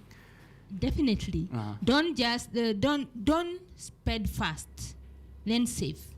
Save fast, then spend what is left. So you feel even more freedom to spend this money. You feel happier when you're spending this money because you already know you have already paid yourself. You have already kept your portion aside. Now you can do whatever else that you want with this. Pay yourself first. Pay yourself first. Yes, that's what I read earlier on. So make sure that you're paying yourself first. That is, you save first before you get to spend the rest of the money that is remaining. We'll have you here for that spending plan. I feel like it's a very huge conversation, and also on SACCOs, to break down further to people like Hillary, who want to know exactly kama anafaa kuinvest kwa chama ama kwa SACCO and what exactly to look at. Your parting shot, and also where people can get more of this information and reach out to you. Thank you. My parting shot is, I would say, the best things in life are actually free. They don't cost any money, like that sleep, like having that family, having those friends, those good memories. They are among the best things in life. Let us place money where they should be. Let's know that the best things in life are free. And my contacts, if you need to reach out to me for various reasons, if you want to start planning for your retirement, if you want to start saving for a certain goal, if you want to start growing your money, I am on social media as Elizabeth Waithaka on Facebook. My money coach, Liz the Money Coach on Instagram. I'm also on YouTube, Elizabeth the Money Coach. And I don't know if I can give my number. Yeah, definitely. Yeah, my number is public. You can always reach out to me on 0727 143313. Let's get that again. My mobile number, which is public, it's a business number, is 0727 143313. I'd prefer somebody to just send the text. Sometimes I'm in meetings, I'm in trainings. So if you're able to text me, to send me on WhatsApp, I'll be able to respond to all messages. 0727 143313. Reach out to Liz, the money coach, and then you'll get yourself a money coach who is very, very, very, very well read and focused on ensuring that you're achieving financial well-being. That's the conversation we're having here this morning all throughout the show. So make sure you're tuning in for all of that. Is there anything that is coming up in the near future? I know you have a lot of activities going on. I know there's that coaching that you've been doing, and also trying to spread this information to a lot of Kenyans as possible. Anything else that people can plug in, a webinar, or where to meet you? Actually, we have got a series right now that has been sponsored by ICA Rayon. Right. ICA Rayon is an investment company, so they have sponsored a free trainings on a weekly basis. I'll be sharing this information on social media. A webinar that helps people, and they don't have to pay anything to sign in. I'll be sharing it on my social media pages, and they can always plug in. Right. It's very, and your very social powerful. media pages are Elizabeth Waithaka, right? On Facebook, I'm Elizabeth Waithaka. Right. I'm also on YouTube, the Elizabeth the Money Coach. I'm on Instagram, and they can always contact me via WhatsApp. Make sure you do. I'm seeing a complaint hapa hivi on Twitter. Mzee mzima Emperor Sheka anasema ati Richard alinidanganya niingie chama, sasa anasema kwa TV ati tusiingie kwa chama. All right, Sheka, I'll be coming back to reply to you, but for right about this time, I'm going to take a break here on Biashara Tuesday. Give me your conversations and feedback all over social media platforms, alafu nitarudi. For now, tuangalie hapa hivi Netflix on Tech Voice here, asubuhi on KUTV Rise Today.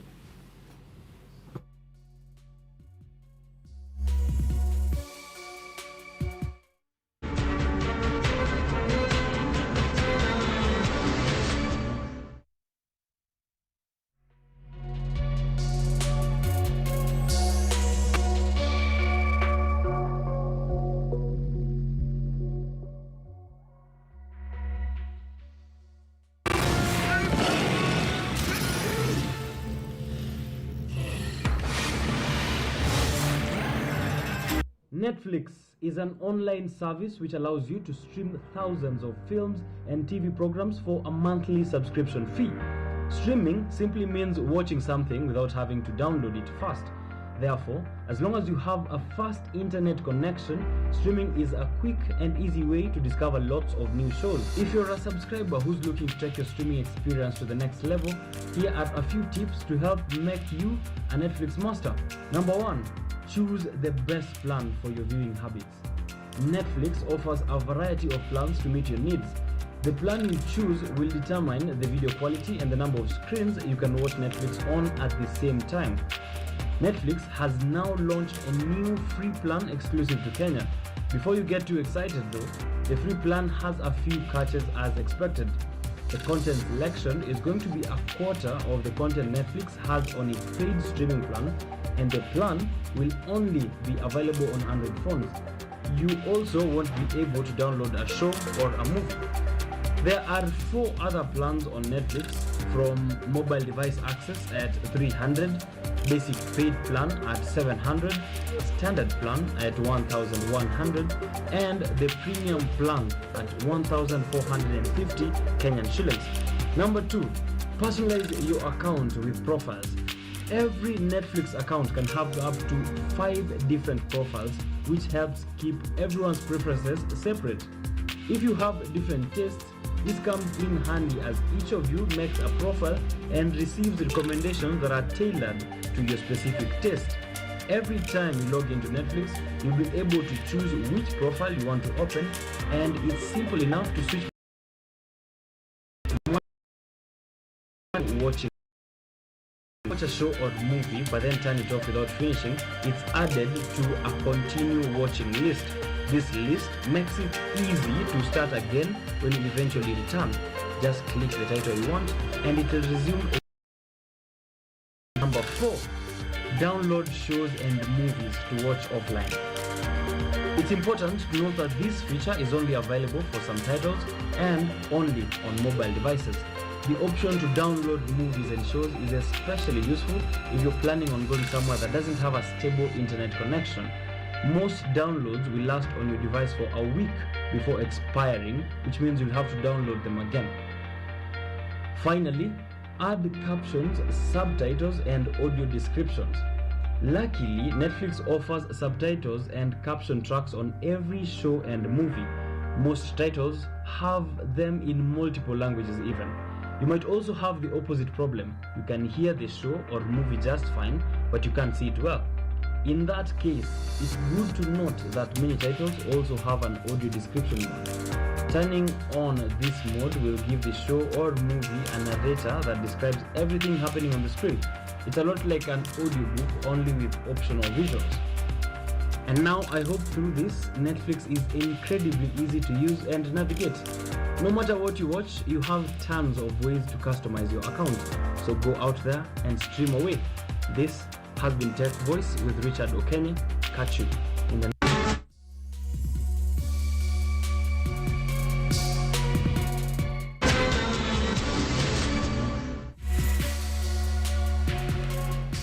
All right, having here a conversation. Sorry. Welcome back to Biashara Tuesday. I actually sometimes get carried away with this show because I have so much fun, and I hope you're having as much fun watching Biashara Tuesday from home. Na unatuambia wewe ni nani na unaona kutoka wapi, mambo kama hayo, ndo pia nikupatia shout outs. Watu wa nyumbani wajue kweli unajua mambo ya biashara. Hapa hivi on Facebook, Wasike Alan Wanyonyi.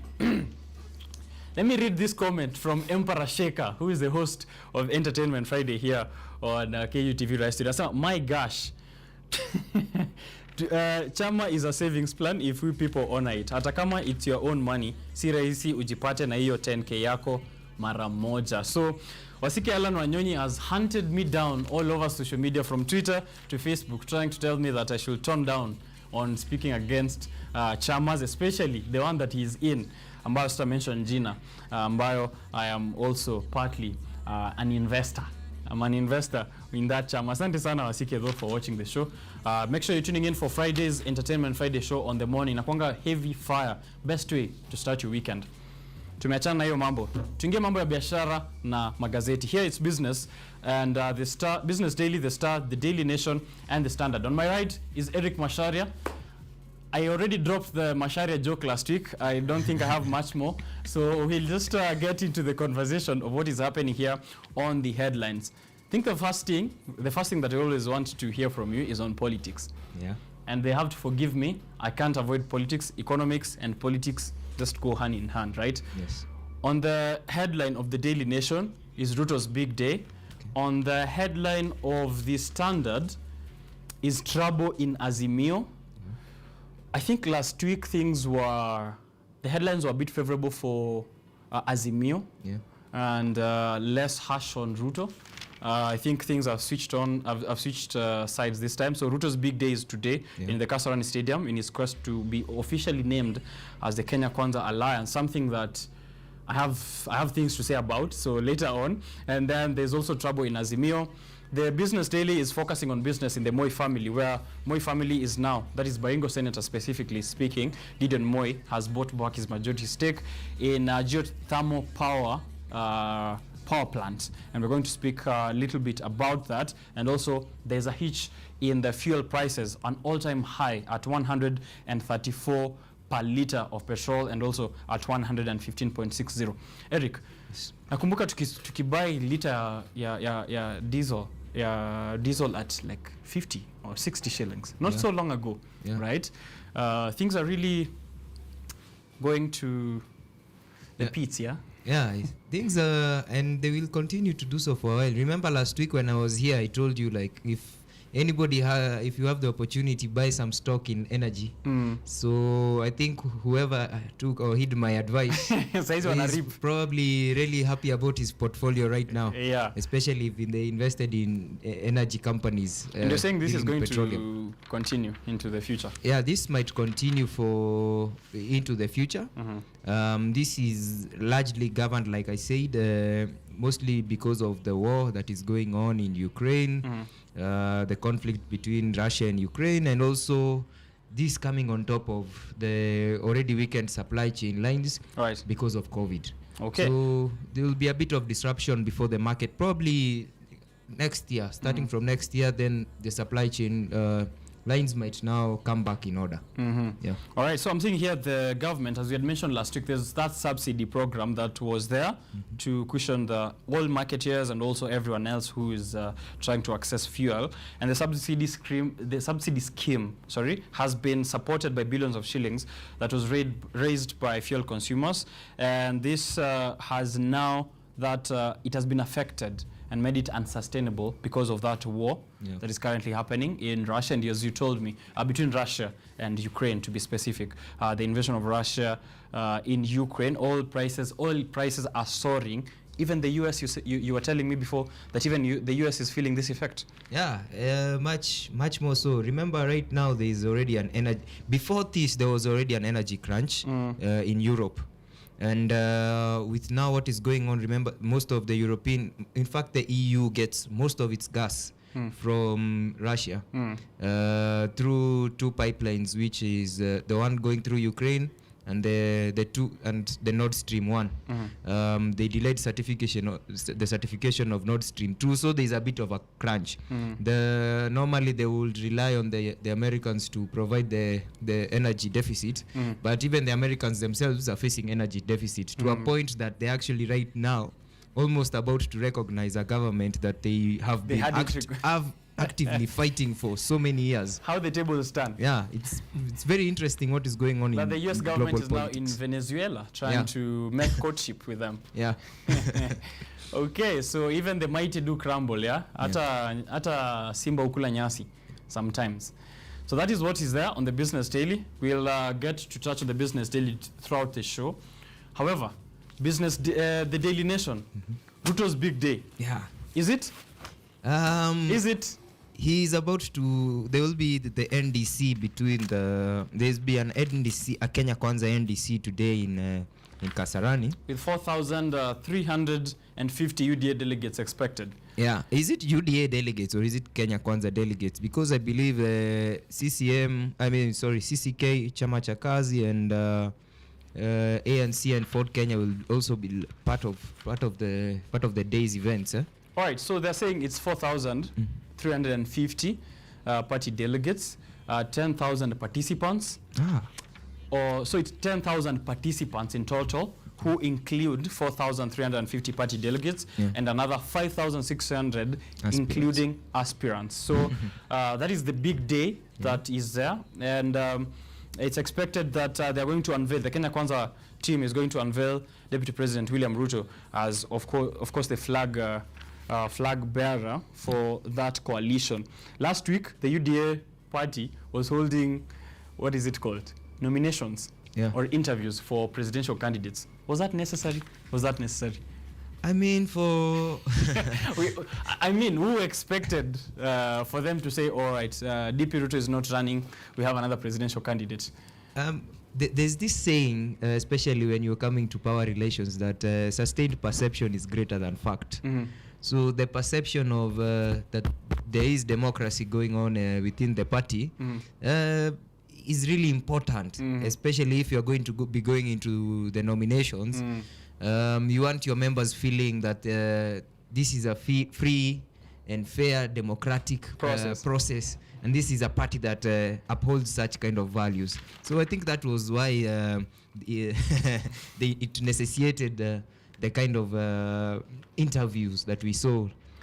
So mzee mzima pale Moses Kuria, chama cha kazi party leader, is saying that he also expects at least 25 political parties that will be joining the Kenya Kwanza Alliance, and they're discussing modalities. I know there are a lot of issues, including who exactly is supposed to be the running mate to DP Ruto, and they're saying they're talking of a surprise guest among all these participants. What do you think? What do you expect from this delegation that is happening? Okay, with in reference to the political parties by Moses Kuria, let's see. I think he may have a couple of small parties that may want to join the alliance, which is they are free to do so. In regard to the surprise guest, I don't think it's that surprising anymore that we could be seeing Mother Karua attending the. You think so? Yeah, I believe so. That's a surprise to me. Remember, she was being courted from both sides of the divide, from the Azimio side and also from the Kenya Kwanza side. So she didn't show up at the Azimio launch. So maybe she could be showing up here, or maybe it is somebody else. You never know with politics. Right, that's true. You never know with politics, especially right about this time when both of them are trying to hide their cards. Who's the running mate? Which kind of parties are being involved in the coalitions and whatnot. I know Martha Karua has been there on Twitter. All I have seen her do is say fake news. Fake news.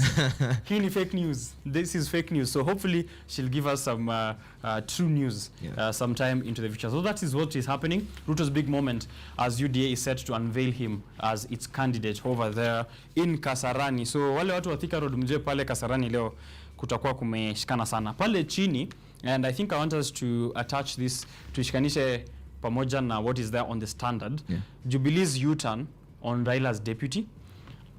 Have we been wrong, before we even have this conversation, have we been wrong that Azimio la Umoja will have and must pick a running mate from the Mount Kenya region? Because I'm seeing here that Jubilee member of, nasikia mnasema you no longer have a requirement to have the running mate for Raila Amolo Odinga coming from the Mount Kenya region. Remember, if we have learned anything from this term, from His Excellency the President's last term, is that you need to be very, very careful about who is going to deputize you. Right. And I think this is something that needs to be taken very seriously. Also, again, the deputy position has been shown to not necessarily have the weight that you would expect of it. So from the party, I think the party's position is clear in that we are playing the long game, not really the short one. So again, that is a decision of our NEC, and I believe they will come out with the right decision. Truly, and it's a house of cards. Yeah, this it year. is. Again, we also have to make room for our partners in the coalition. We cannot really just come in and bulldoze. We cannot say, remember, Jubilee is a national party. It's not just a Mount Kenya party. Right. So we have to make space and room for our partners, maybe from the northern region of Kenya, some in Western Kenya, and some in around the coast. And we can't necessarily say that if we don't get this position from Mount Kenya, then this is not going to work. We also have to make room for all the rest of the other partners within the coalition. Okay, two important things that are also happening in the Azimio side is that one, Kalonzo Musyoka, who has Honorable Kalonzo Musyoka, who has so many things to say every new week. 1 week he said this, then the other week he says this. Right now he is saying that all those who are supporting him and believe in his principles should support Mr. Raila Odinga. So there's also that conversation on whether he still is going to be the running mate to Raila Odinga after 2 failed attempts as a pair. And also, I am surprised, and this is a personal question, maybe you might be able to answer me on this one. Gideon Moi, who will not be defending his Senate seat this time round in the 2022 general elections, is he not a conversation? Is he not a force to consider as a running mate, especially to get votes from the Rift Valley region, or split votes for the votes that Ruto is supposed to get from the Rift Valley region? I'll start with your first comment. I think the Honorable Musalia Kalonzo is much smarter than most people give credit for. Yeah, and if you have realized, if you have noticed, he has been on the forefront. He wasn't a core participant in the Azimio project when this whole coalition was being formed. But right now you can't really talk about Azimio without mentioning the name Kalonzo. Right. So I think he has done quite a bit to position himself. Maybe he could be going for the position of deputy president to maybe deputize the Right Honorable Raila Amolo Odinga as president in the forthcoming elections. Who knows? Maybe he deserves it anyway. So, but yet again, he has been able to bring himself out as a core partner in this. Remember, he's also the head of the One Kenya Alliance. So he's quite he's really carved out a significant piece of the pie, so to speak. So he is a force to reckon. Yeah, he is a force to reckon with, I believe so. And when it comes to Gideon Moi, I think there is more than meets the eye when it comes to what the Kanu man is. Gideon Moi. Yeah. Remember, there are three individuals who really are trying to, just like in Mount Kenya, the same thing is happening. In Mount Kenya, you have people who are trying to vie for, who are trying to get the position of kingpin or regional leader. You have the likes of William Kabogo and Moses Kuria trying to challenge His Excellency the President for said position. And the same thing might actually be playing out, is playing out actually in the Rift Valley. We have 3 parties in the Rift Valley. UDA under the leadership of the deputy president. Then we do have Chama cha Mashinani under the leadership of the former governor of Bomet, Isaac Ruto. All right. That's something I hadn't considered. Yeah, and we also have KANU, which is a legacy party in the region. Right. So the country. Yeah, and in the country as well. So each of these 3 will probably be trying to get trying to fight for the title of regional leader or regional kingpin, especially if they consider that things might not go well for the deputy president during the elections, then the region might now flock to them to offer leadership, especially if they're in government. So I think there's more to this than just standing for Senate. Okay. Yeah. So there's just more conversation that is happening behind the scene. Yeah, politics is we are told that you need to like learn the devil in the detail. Okay. Yeah. the devil is in the details. Yeah. That is what they say. The devil is in the details. So make sure that you're reading in between the lines. I saw a very interesting cartoon here. I'm trying to get it. It's also concerning the running mates, which none of the major presidential candidates have yet announced. I'm trying to get that. It was on the page 16 on the Daily Nation, page 16. I've been flipping through the Standard.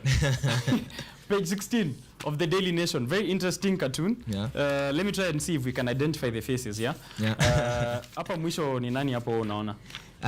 This is a very interesting one, and I think it's the same conversation that has been going on within Azimio, only maybe more profound within the... Is that Peter Kenneth? No, this is, I believe, Irongo Kangata, okay. Rigathi, the Matira MP, Musalia and Malala at the very edge. Each of them very interesting. Remember, each of them trying to sit on the running mate seat. So there was a bit of conversation when the deputy president was out of the country, and if you took keen notice, there was a bit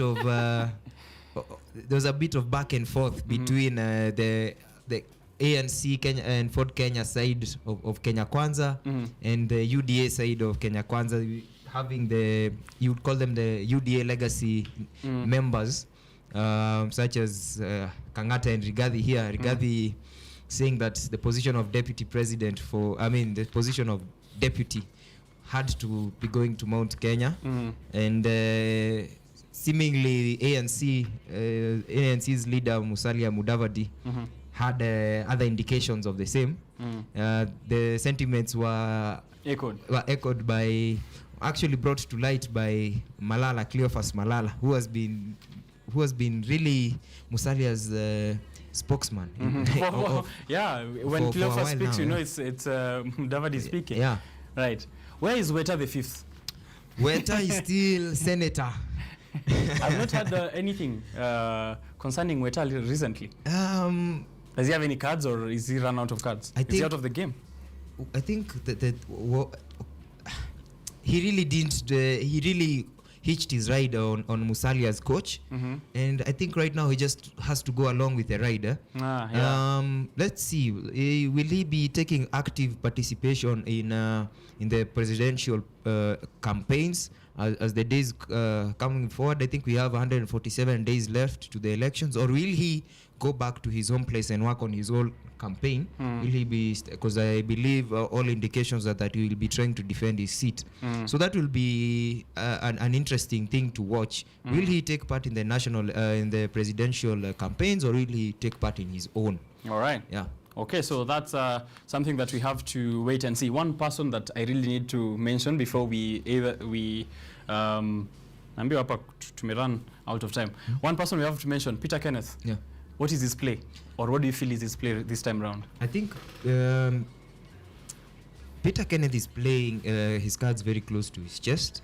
The indications were that earlier indications were that he was probably looking for position of running mate for under the Azimio banner. However, that is not really as clear right now.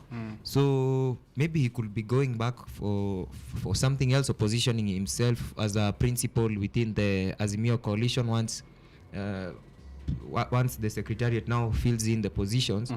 But I think after the 26th, we will come to a lot more things will be clear. All right. Yeah. So that is what we have on politics. One more thing is the government is inviting for everyone, the public, to submit their comments on an environmental and social impact assessment report concerning the Nairobi BRT. I know you've seen it around. So it's going to have corridors expected to hold 900 up to 950 high-capacity buses, which are going to reduce the travel time and cost for up to 70%. So this is going to ease up traffic into the CBD, and this project is costing 38 billion, the amount of money that the European Investment Bank will provide to finance the BRT project in Kenya, and it's expected to run for at least, or to be financed for at least 12 years for them to complete the project. So Any comments that you have on the infrastructure projects that are currently ongoing? I know the Nairobi Expressway is pumped up apparently. Yeah. Now 88 billion Kenyan shillings is what the cost is as of the moment in financing the Nairobi Expressway. The state on the business, really the state is trying to, or parliamentarians are debating on bringing back toll fees on major highways to try and raise money for some of the projects, some of these projects, Nairobi Mau Summit Highway, and much more highways, which I'll be highlighting through the show. Are these good moves as we close up? I believe if the projects are going to be financed the same way the Nairobi Expressway was financed, then it could be. Remember, the Nairobi Expressway is not financed by the Kenyan taxpayer. It's a PPP project, which means it's a private-public partnership in that private firms bring in capital, build up, and then they recoup their investments over a period of time. Right. So if under such circumstances, then I believe so. I believe the Nairobi Expressway will have toll stations, and that is one way that the investors will recoup their money, which is also a good thing, one way of bringing investors into the country.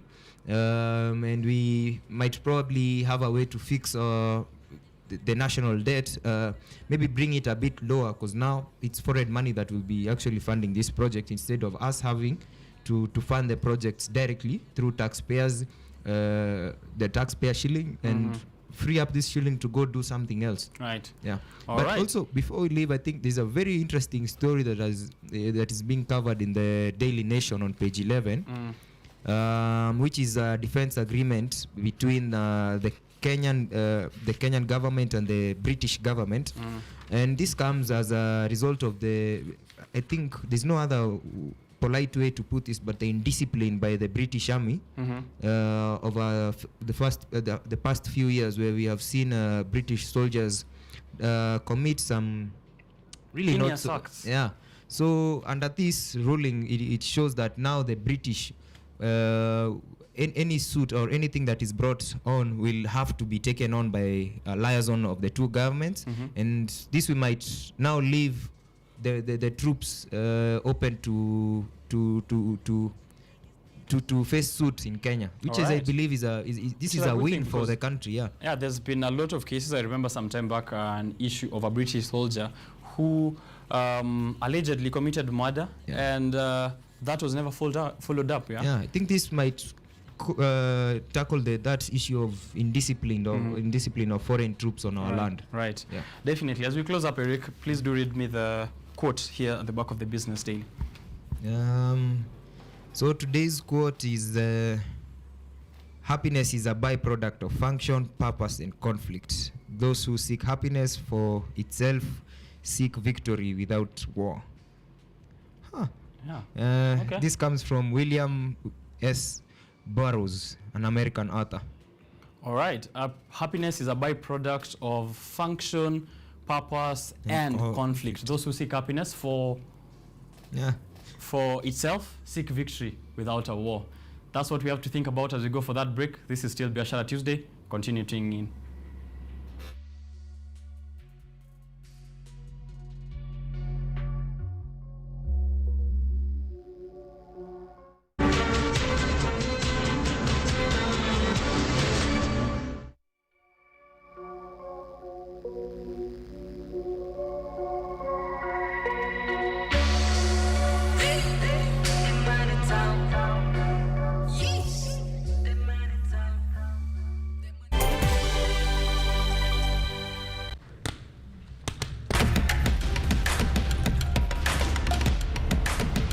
Access to knowledge,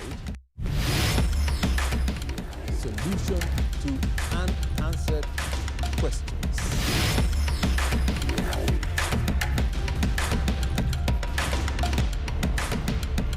Guidelines to pursuing your rights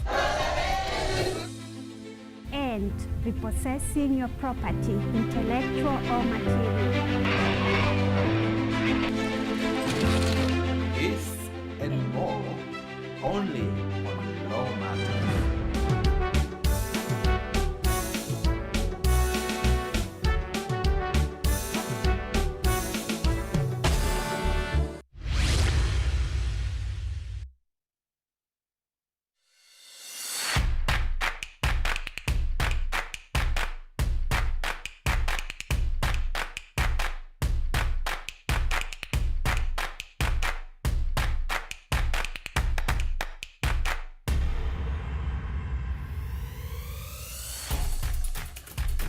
Imagine living in a society that embraces social justice and equal opportunities for all.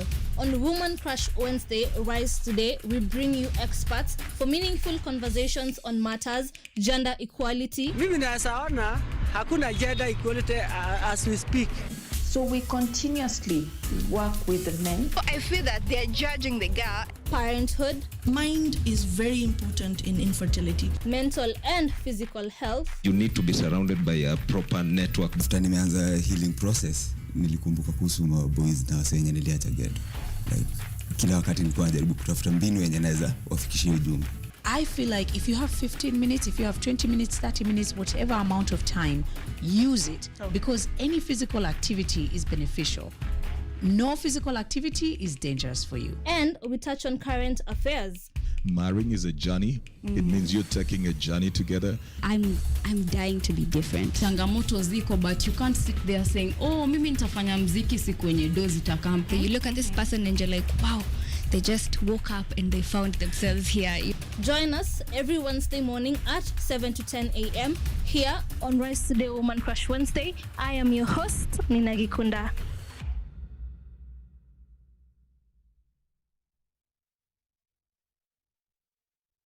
I'm running a company that is lending to people. How did I do that? Integrity. The people you're working with here today are the people that will support you when you finally decide to do something. What's the weirdest dream you've ever had?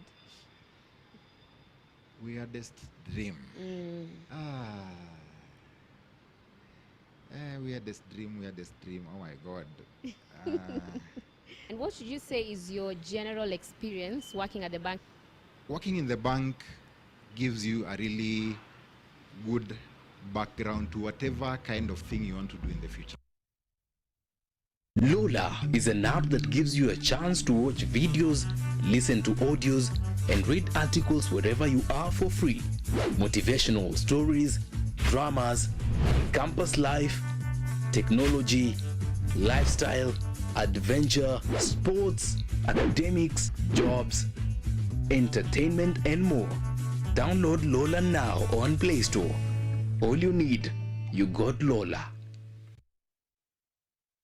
Hello everyone, this is the new chapter of Let's Be Fit. I'll be host DiCaplo. I'm here to give you various workouts. I'll be having different trainers. We'll have Zumba classes, we'll have aerobics classes, we'll have box exercise, we'll have kata box. Just the show comes every Thursday from 6:30 a.m. to 7 a.m. Keep it locked, make sure we keep fit, and that's it from me to you. Let's be fit.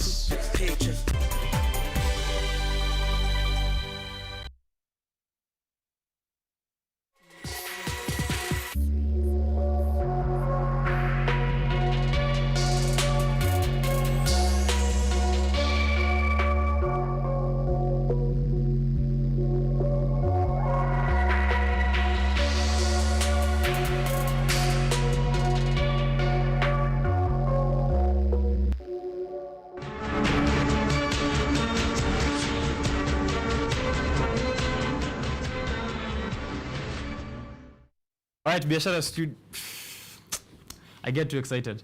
Biashara Tuesday is still on air. Hashtag Biashara Tuesday on Twitter and every single platform where you can get us at KUTV Kenya. We are streaming live on Facebook pale. Naona a lot of guys wana interact na sisi pale on Twitter. Acha nipige shoutouts. I know Asachi is around here in this station, but shout out to you, Asachi, for retweeting there and interacting with the tweets. Wechuli Eugene. Asante sana Eugene. Bushy Brows man. Asante for tuning into the show. Black Rebel, all the way from, are you in Juja or Thika? I don't know. You operate between the two, so shout out to you and your people in Juja and to your people in Thika, the Black Rebel. Tony Kiprotich from all the way in Kericho. Ati Ateta, Bang and Olufsen. That's what his username is there on Twitter. And also Enoch M. Makori, ana interact na sisi pale hivo. Local man, Ken West, wananivamia pale na mzee Sheka on matters za chama. Punguzeni hiyo mambo, tushamalizana na mambo ya chama. Right about now, we're having a conversation on financial well-being. Hata hiyo chama huko, Mr. Emperor Sheka, you need financial well-being. You need to know how to budget your income, how to invest with a minimum income. I know you're a man who earns a lot, but for those guys who are earning a minimum income or have pesa kidogo kidogo hivi, how do you invest it? How do you make yourself financially literate, financially healthy, and financially wealthy? So that's the conversation I'm having here with Miss Sheila Mboga, who's joining me here on the show for the first time. And I'd like her to introduce herself and also before we get into this conversation. Welcome to the show. Thank you very much, Richard. Right. I'm super excited to be here. As you mentioned, my name is Sheila Mboga. I am a financial literacy consultant, certified from the United States of America, and also I'm the co-founder of Financial Wellness Center, right, an organization that helps people learn money principles that can help them achieve their money goals. Financial wellness. If yes. I'm hearing that word for the first time, what do I need to know? I need to know whether I am financially well, I guess, or not. So how do I know if my financial wellness is on point? You know your financial wellness is on point when you are able to live within your means. Mm-hmm. You are able to achieve your goals without stressing yourself too much, and you are able to live a comfortable life. Right. You are healthy financially. Mm-hmm. The way we say I'm healthy in terms I'm losing weight, I have good health. You also need to identify or check that your finances are healthy. Mm-hmm. You are having a working relationship with your money. Why is financial education important? I know we were not taught this in school, which just keeps coming up over and over again. Well, at least for the Kenyan education system, during my time, I did not get financial education in my classes. Is it important, and why is it important? Absolutely. It's very important to acquire financial education because we handle money every single day, and money is a tool that can help or hurt you. Unfortunately, due to lack of financial education, most people have been hurt by money. This comes in form of they are in debt. They're not able to save. They're not able to invest. That is being hurt by money. So that tells you it's very important to acquire financial education because it helps you to achieve your financial goals, be able to live a financial healthy life, and be able to, it will lead to a spillover effect. You'll not have financial stress. Which will in turn result to you being able to do the things that you are called to do, right, and be able to impact lives. Where do I begin to get financial education? Do mimi hapa. I have no knowledge, or for someone else, right, who doesn't have knowledge on financial education. Where do they begin even? You begin by visiting Financial Wellness Center. Of course, plug it in. Yeah, you begin by visiting Financial Wellness Center, where we do we run a test for you to identify where do you start from, because you find that most people, they've heard about saving, they've heard about investing, they've heard about budgeting, but they don't know how to do it. No, when we are able to tell, okay, you know about saving and budgeting, but now you are at the action stage. So that is where we start like building your foundation, letting you know a budget is not your enemy. It's actually something that is going to guide you. So we start with shifting your mindset first, because anything starts in the mind before it can manifest. Then we now put you into our sessions where you can be able to now learn financial principles. Then we release you into action, where we now tell you this is how a budget should look like. Now we need you to do it for at least 2 weeks or 1 month. Then we keep on following up until we ensure we have helped you build positive money habits. Right. We're going to get into that conversation on the whole process on what you do over there. But now for people who are in business and the ones who are watching want to get into business, they also need to have financial education. How would you say they will apply this financial education in their entrepreneurship journey or in their bid to start a business? When it comes to business, what affects a business very much is your bookkeeping. Okay. You could be having an amazing business, you're making profits, but at the end of the day, you can't even tell where the money is going. Okay. That clearly tells you there's an issue with your bookkeeping. And this is where you need to learn about bookkeeping, which is part of financial education. So you have to be educated on, okay, it's not just about you making profits, it's about you understanding what are my expenses. Do I have cash flow? Have I insured the money that I get? Do I invest for my business? Because we are in a world where people just think investing is for themselves, not their business. And again, you find some entrepreneurs, they mix business money and personal money. Right. True. I'm not sure if you're into business, but if you are into business, do you pay yourself a salary? Well, the time I was in business, which collapsed due to reasons beyond my control, I wasn't paying myself. I was the money was fully circulating within the business. And that is where you also dip to pay your home rent, right, house bill, definitely, water, my fare, my everything, fare, right? Yeah. So you find that if you do not have financial education, you'll find yourself falling into such a trap. Okay. Whereby you're mixing your business and personal finances, which in turn you may not be able to realize your business is growing. So you find someone saying, "I've been in this business for 4 years, but it's and not I'm not seeing growing." anything. Yes, but the thing is, the business has been growing. It's only that the finances were not put in order. So should someone get a person or an expert to do the financial part of the business, or it's something that, as a founder, as a CEO, as a sole entrepreneur, it's something you can, it's skills that you can acquire and navigate through? Yeah, I would say if you are starting out, it will depend with the capital kind of you're starting with. For example, maybe you're just starting with 50,000. Okay. That is where you need to buy your stock and everything. I would recommend you start by self-education for finances.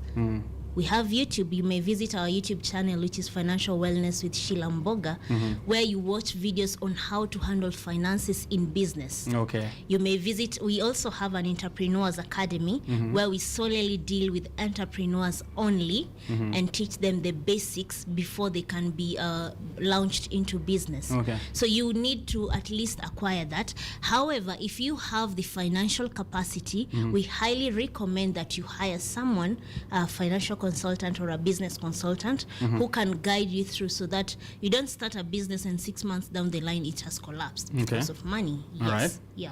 Okay, so now for an individual, before we dive so much into business, for an individual who I had asked earlier when we were starting the show on how people manage their finances or invest when they have minimum income or if they are on a tight budget. Is it possible for someone to invest with little as I don't know, 1,000 bob, 2,000 bob? Is there a way to still grow that money through the financial education that they have or that they can get from you in financial wellness with Sheila Mboga? If they get that information, is it possible for them to invest any amount of money, regardless of the whether it's tiny or large? Absolutely, yes. I always say when you come to Financial Wellness Center, nothing is impossible. We take the little money you have and find a way you can invest it. Okay. Now, back to your question, you can invest with as little as 1,000 Kenya shilling, and that is if you are looking into investment tools like money market funds that don't require a lot of capital for you to start. So I would say nobody should say they cannot invest. Okay. While we may not say you can do it every month, I always say you can start by having a saving strategy. Because I'm one person who says don't just save because you've seen people saving. Have an objective. Right. So you can say, okay, I'm earning 15,000. My rent is 10,000. Maybe fare and all that takes 3,000. I remain with 2,000. Now I can give myself like 6 months. I'm going to save 1,000 every month. In 6 months, you have 6,000.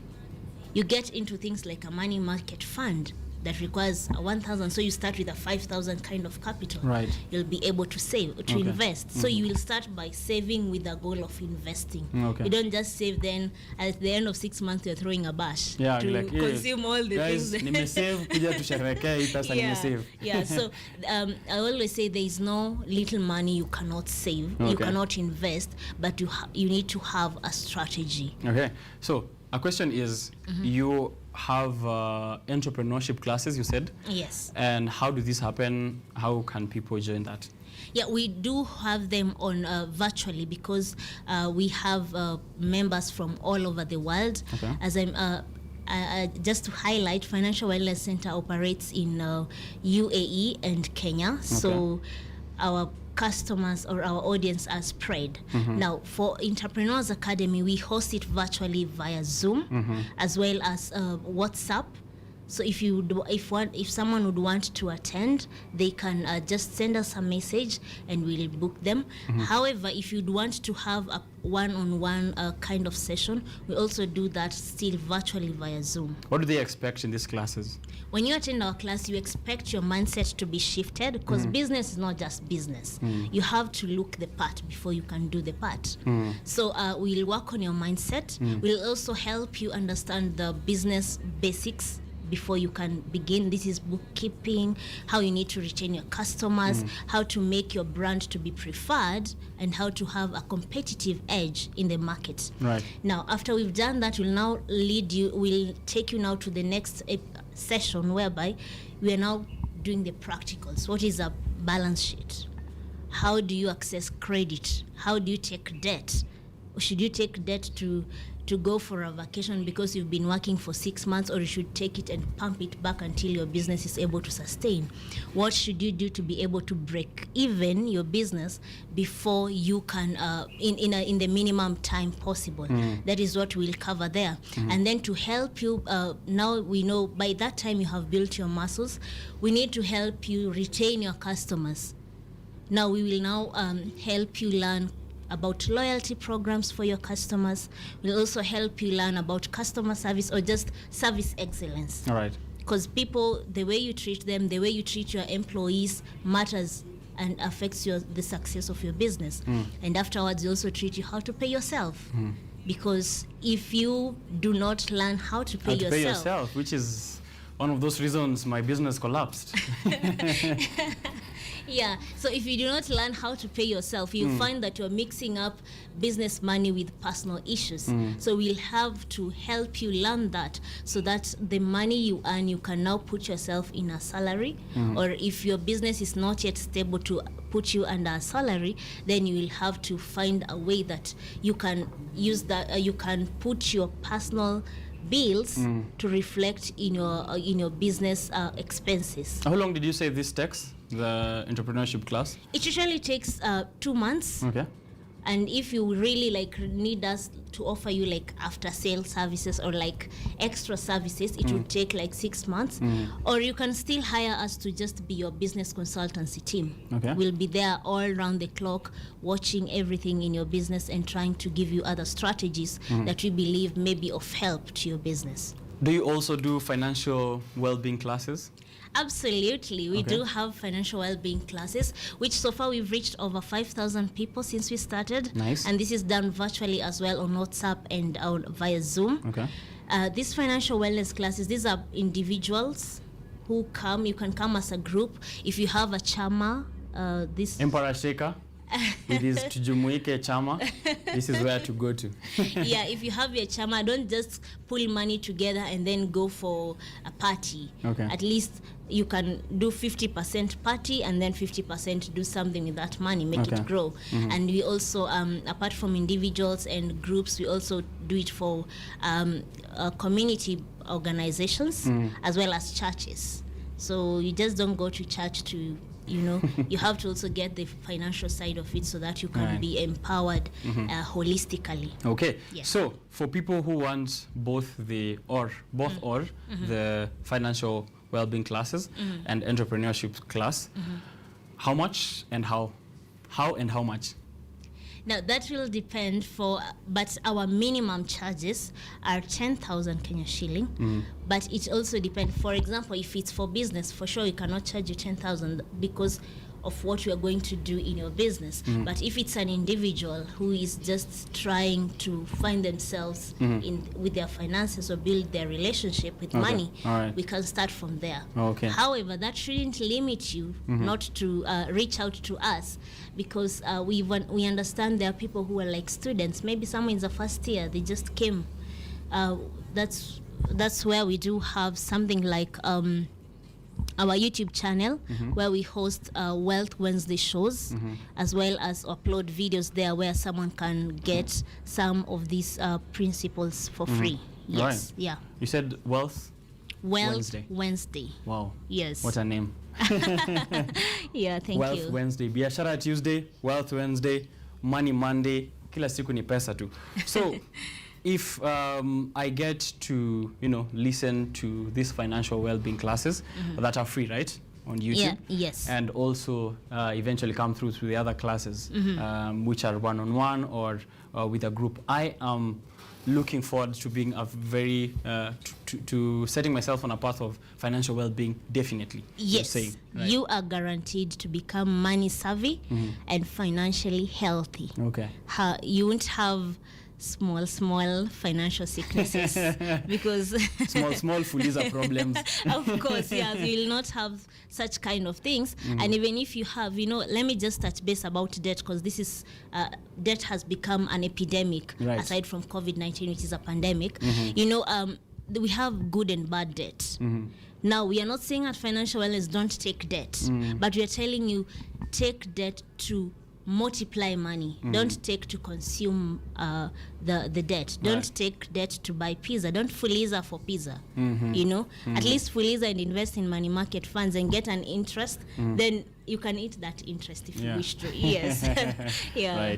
Right, definitely. Thank you very much. I know there's a lot that we can speak about. Yeah. However, this is around 9:30 in the morning, and we have quite a conversation that is coming up as well. So as we try and wrap up, when personally did you begin your own financial well-being journey? How long ago was that? That's a very personal question, but thank you for asking. But yeah, for me personally, I started earlier on because even my education was on that side. Okay. Yes, because I'm an economist by profession. Okay. Now, when I started Financial Wellness Center, it's 2019, but I started my personal journey, I think I was maybe 16, because I did business while in high school. I did my own business. All right. Which of course collapsed here and there, and I needed a lot of sponsorship from my family. And then I started studying more about money, and I would say when I joined campus, I was very serious to know what is this money that makes people angry and others happy. All right. Yeah. You're parting shot to someone who is not taking financial well-being seriously or financial education, and for the businesses that have not put their bookkeeping in order or are not really taking care of their finances. How can you tell them that this is a serious thing, and also to encourage them, of course, to ensure they're getting financial well-being? I would say that money is a tool that can help or hurt you. Just the same way we have fire in the kitchen. If you use it correctly, you can make good food. But if it's not used correctly, it can burn the whole house. The same with money.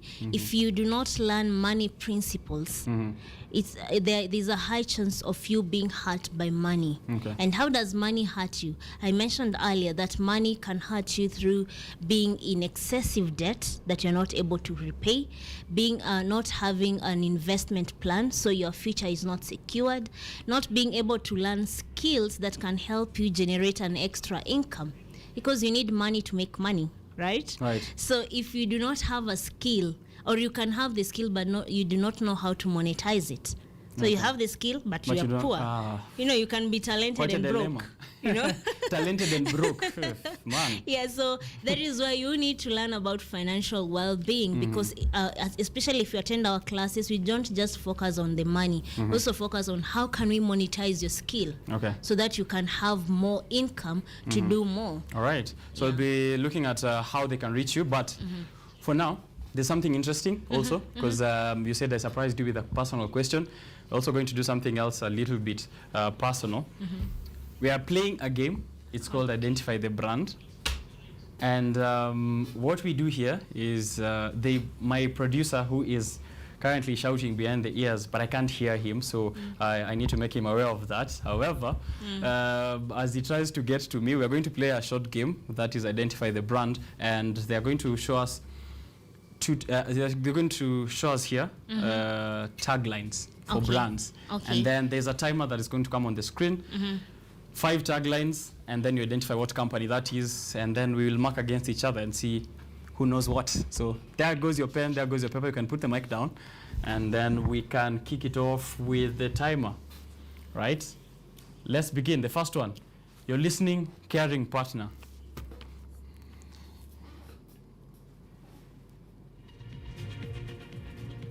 All right. Give me the second one.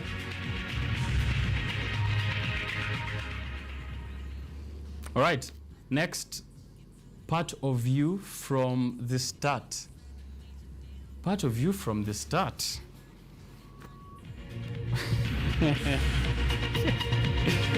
Okay. Okay.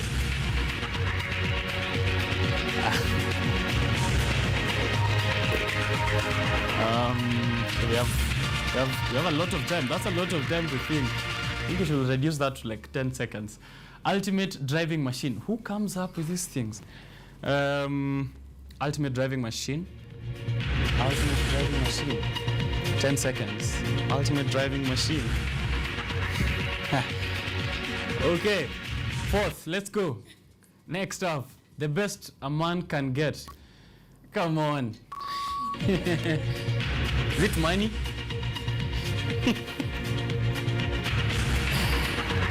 Okay. The next, I think those are 10 seconds enough. Power your dreams. Goodness gracious. Power your dreams. Any leakage behind the scenes? Anyone help me? Okay. That's what we have. All right. So I don't know how I'm going to know from my producer, since I currently can't get him. I don't know how I'm going to know what companies these are. So the first one, yeah, nice. It's on the screen. So the first one is Equity. Let's see what she wrote. Amesema Safaricom. Your listening caring partner is Safaricom. You got it. All right, yeah, I got it. Second one was Bamburi Cement, part of you from the start. Okay, ni vile sijajenga, my guys. She wrote myself, so she's part of herself from the start. That's the company she's representing. The third one, the ultimate driving machine. It's Beamer. It's not Mercedes. Oh. Goodness, she wrote Toyota. Toyota.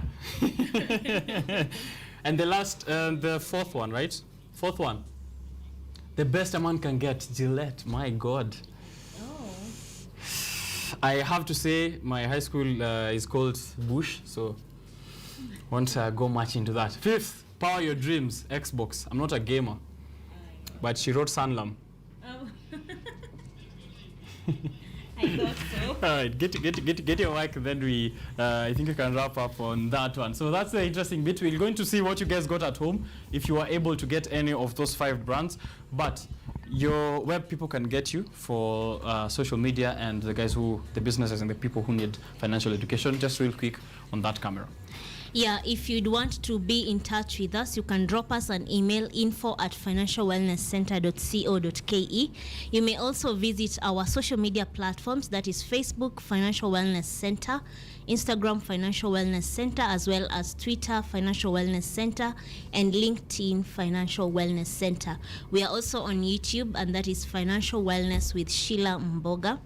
And you can as well send us a message via our Facebook page. All right. Yes. Financial Wellness Center. Make sure you check them out and be financially wealthy and healthy, right? Let's go for that break. But when I'm coming back, Kevin Murithi is joining me on Zoom. He's the CEO of AHL Properties. Now, right about now, he's over there in the coast. So he's zooming with me, akiwa coast, where are the beach plots ambazo tunaongelea kuhusu leo ziko. So how do the youth get themselves into real estate, and what kind of options do you have, however little that you have? So tune in for that. Don't go too far.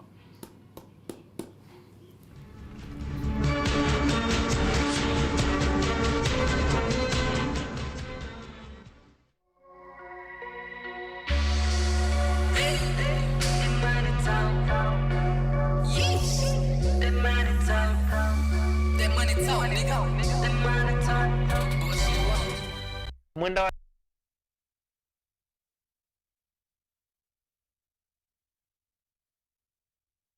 wazimu naye kupitapita kwake, ghafla akamwona mtu ambaye kwamba amewekwa katika kiti, anasukumwa, anaingizwa katika hospitali.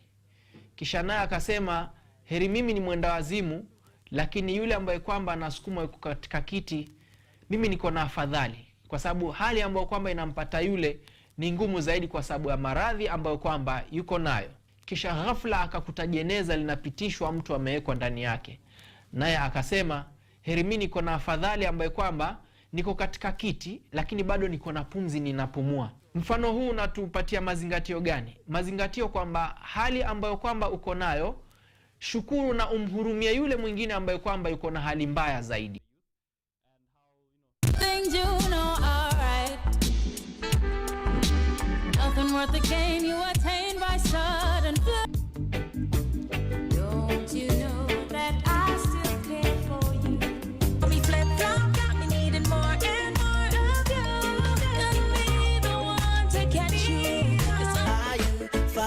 Welcome to the empire, Far East, because we find true love, and you will see what your love has done for me.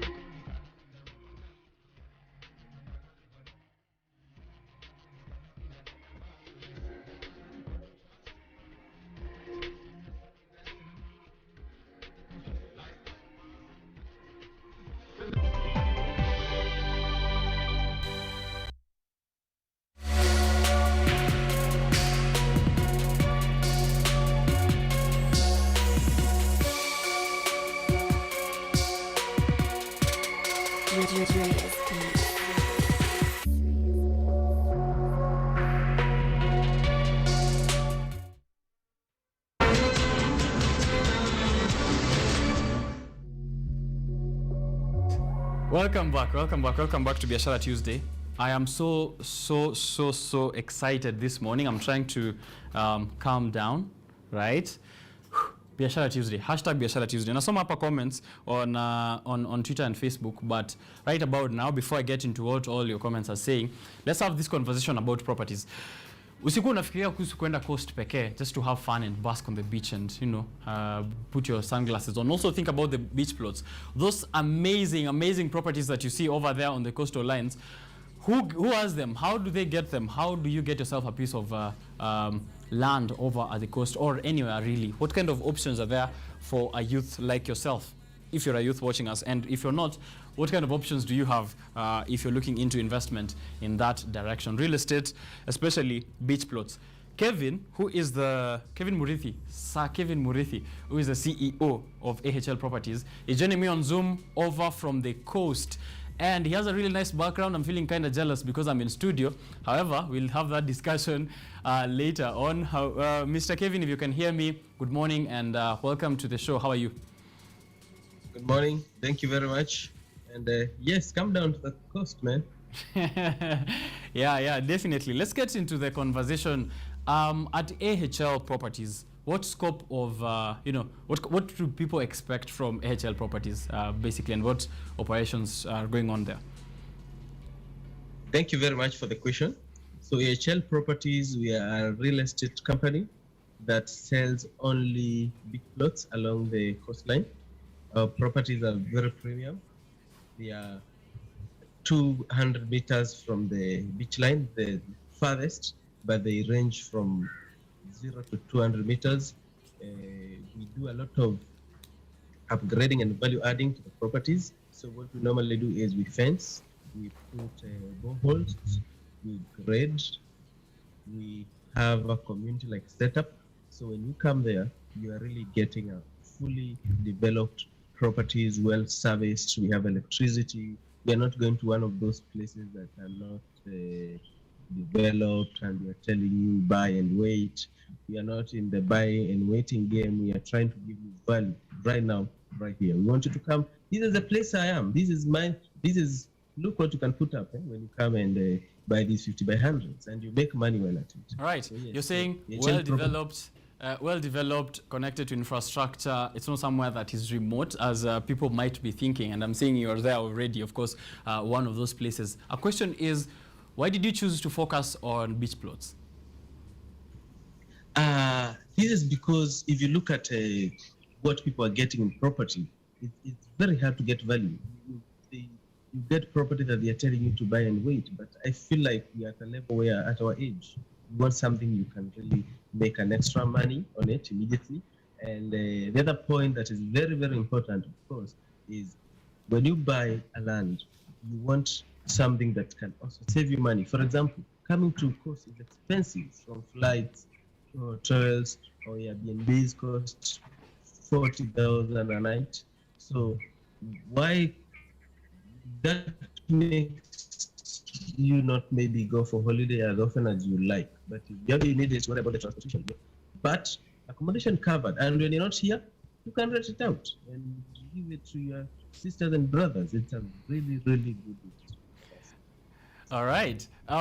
As you said, some of those properties are developed. Is this also on all the beach plots, or are there some that are not developed? And what kind of is there a difference in pricing in how one is developed or the other, or generally what informs the pricing around these beach plots?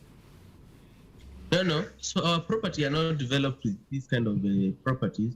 Our properties are serviced, so that when you come and you want to develop, because we give you architects, we give you designs, of course at an extra cost. But what I'm saying is the property is serviced. So it's fenced. Number one, it's fenced. It has borehole, it has electricity, it has roads. So it's serviced. Okay. And it has gate coming in and one going to the beach. But what I mean is the area is fully developed.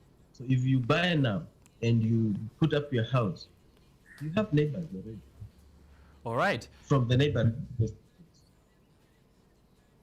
Is there a price range that we can know about in now that we are trying to make sure that the youth who are not earning that much and might be scared, kisikia kuna beach plot, front beach property pale, very scared that might cost millions or way much more than they can finance. Is this something that is affordable, and at what price can you say the base price is? That's a really, really good question. Thank you for that question. So the thing is, we don't want to sell properties that you come and say really nice, good price. We want to sell properties that youth can afford, young people can afford. You don't have to come and just look and say, I wish I had money. So what we're selling is only at 595,000. That's not a lot of money. That's the price of it. And we give you payment plan, and then you own a beach. It doesn't have to be for the rich, you can, everybody. And our tagline is always live by the beach, and everybody deserves to live by the beach. Right. You've mentioned financing options for that payment. 595,000 for a 50 by 100 over at the beach. That seems really good and favorable. And what kind of financing options are there now in those plans that you said that are favorable for the youth? Yes. So what we do is, we are not giving you finance option. We are giving you payment plans. That way now you don't have to pay interest. You don't have any reason why you cannot come and buy, because we really, really want us, the youth, to be able to afford. We don't want this business of you're looking at things, you think they're nice, you wish you could. This is the time to afford. So we're gonna give you a 6-month plan. So you're only paying 100,000, which is a lot. But if you're really committed and you're working hard and you're trying, you can be able to own a piece of the beach. All right. 100,000 6-month plan, 100,000 per month. If you get yourself, wale emparasheka, wale watu wajumuike, mkijumuika hivi pamoja, mshike hivi 100,000 every month, you can get yourself a beach plot over there. Now, if that's a good point you have made, because actually our properties is called Marafiki Residence, and we're trying to tell friends, come and buy, and you can buy as neighbors or you can buy together, because it's beach property. You'll not be there every time. You'll be coming, another one comes, and you have an investment. You're on to something, my friend. You're on to something. Yeah, I'm on to something, yeah. Definitely, and that is what we do here in the morning every single day. We are on to something, and we are on to beach plots right now. If now I have the finances ready, what else do I need before I come through and get the property, of course, handed over, or the land fully handed over in my name? So for you to get the title, of course, you have to have fully finished pay. But what you're doing right now, and that's one of the reason I'm in Malindi as we speak, we tell people, come and see your property before you pay. And we're not going to tell you to put a down payment so that we come and show you the property. It doesn't work like that. If you go to a shop, you touch a shirt, then you put it on, then you say, I like the shirt, then you pay. So if you want to buy the property, we have a very good offer right now. So you can come down and we'll give you accommodation in this beautiful house. So just come and we'll give you free accommodation, free meals, and you'll get to see the property. When you like the property, then at that time maybe you can buy. So you don't have to feel pressure or anything like that. Now, to your question, if you have fully finished paying, then it's a matter of transferring the title. But before, we give something called a sale agreement. We'll put the down payment you have put. We say this is how much you have paid. This is the balance. This is how you will pay it, and these are the terms of the contract. So it's a very well organized structure for you. All right. And is AHL Properties also involved in any other real estate, in any other parts of real estate other than selling beach plots?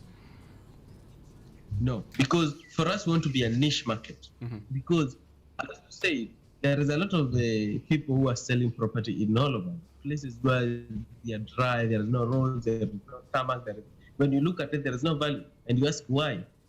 Don't worry. Land, God is not making any more of the land, and it's good to buy and wait. For us, we want to give value day one, where it's your money. There is no reason you should buy land and you bury it for years. So for us, we're only selling big plots. Why?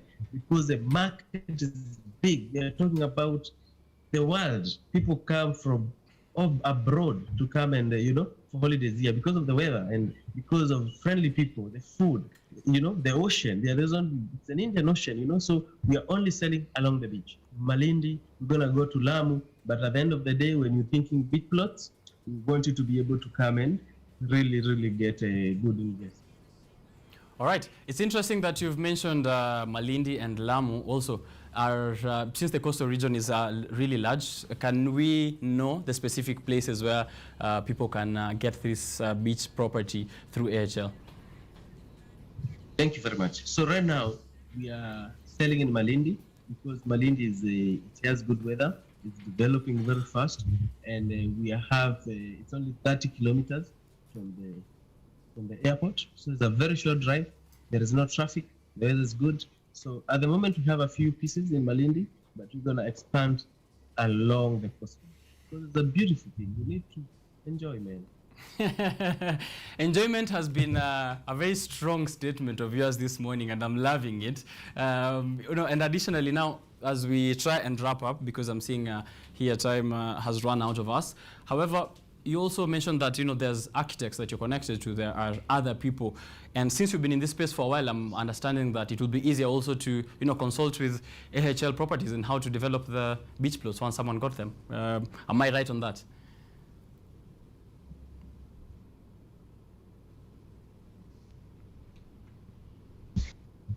Let's come again. Sorry, I was saying that once someone or a youth or anyone really has been able to purchase land through AHL Properties, I am assuming it's going to be easier as well to consult with you in terms of development because you are well versed in this field. Yes. And when you buy land and you want, because this is a request that has come from a lot of people, especially in diaspora, and they are saying, we don't want we don't have the resources or the time, and we don't want to give relatives money to come and supervise, and they're also in Nairobi. So we have this system where we connect you to architects, they'll give you drawings, and they will give you a quotation, which is all inclusive, and you don't have to worry. And us will be there to make sure they deliver as they say they will deliver. And so when you come and you buy, and you can also visit us in our office, and we'll give you a lot of information, we'll give you a tour. So you don't need to worry about that. We have very good architects who will be able to maybe help in designing, telling you the cost, and even do the project for you, because you can't be able to come down every time. Okay. Thank you very much, Kevin, for that. And now, finally, where can people get you, physical office locations or online, for those who might want to reach out immediately after we have had this conversation? Thank you very much. First, you can get me here in Malindi. Number two, our offices is in Lavington Mall, James Gishuru. We are on 4th floor. The building is Chandarana. So visit us there. On social medias, we are going by AHL Properties in all the platform, be it Facebook, Twitter, YouTube. AHL Properties will get us there. Then you can also call us. Yeah, so our website is up and running. So there is many ways to look for that. All right. Thank you very much. That was Kevin, the CEO over there at AHL, welcoming you to Malindi, Kenya, where it's a little paradise on earth, yeah? A unique land formation there, incredible views, as you can see on his background, and inviting you to get those 50 by 100 properties and live by the beach. Actually, that's your tag, right? AHL, live by the beach? Yes. Live by the beach. Everybody deserves to live by the beach. All right, thank you very much, and I hope to come over there through in Malindi now for that wonderful accommodation. All right, asante sana. Continue giving me your feedback. It's 9:53 in the morning, and then I'm going to take a break. Nisome mnasemaje. I come back, so don't go too far. Hashtag Biashara Tuesday, bado iko on air.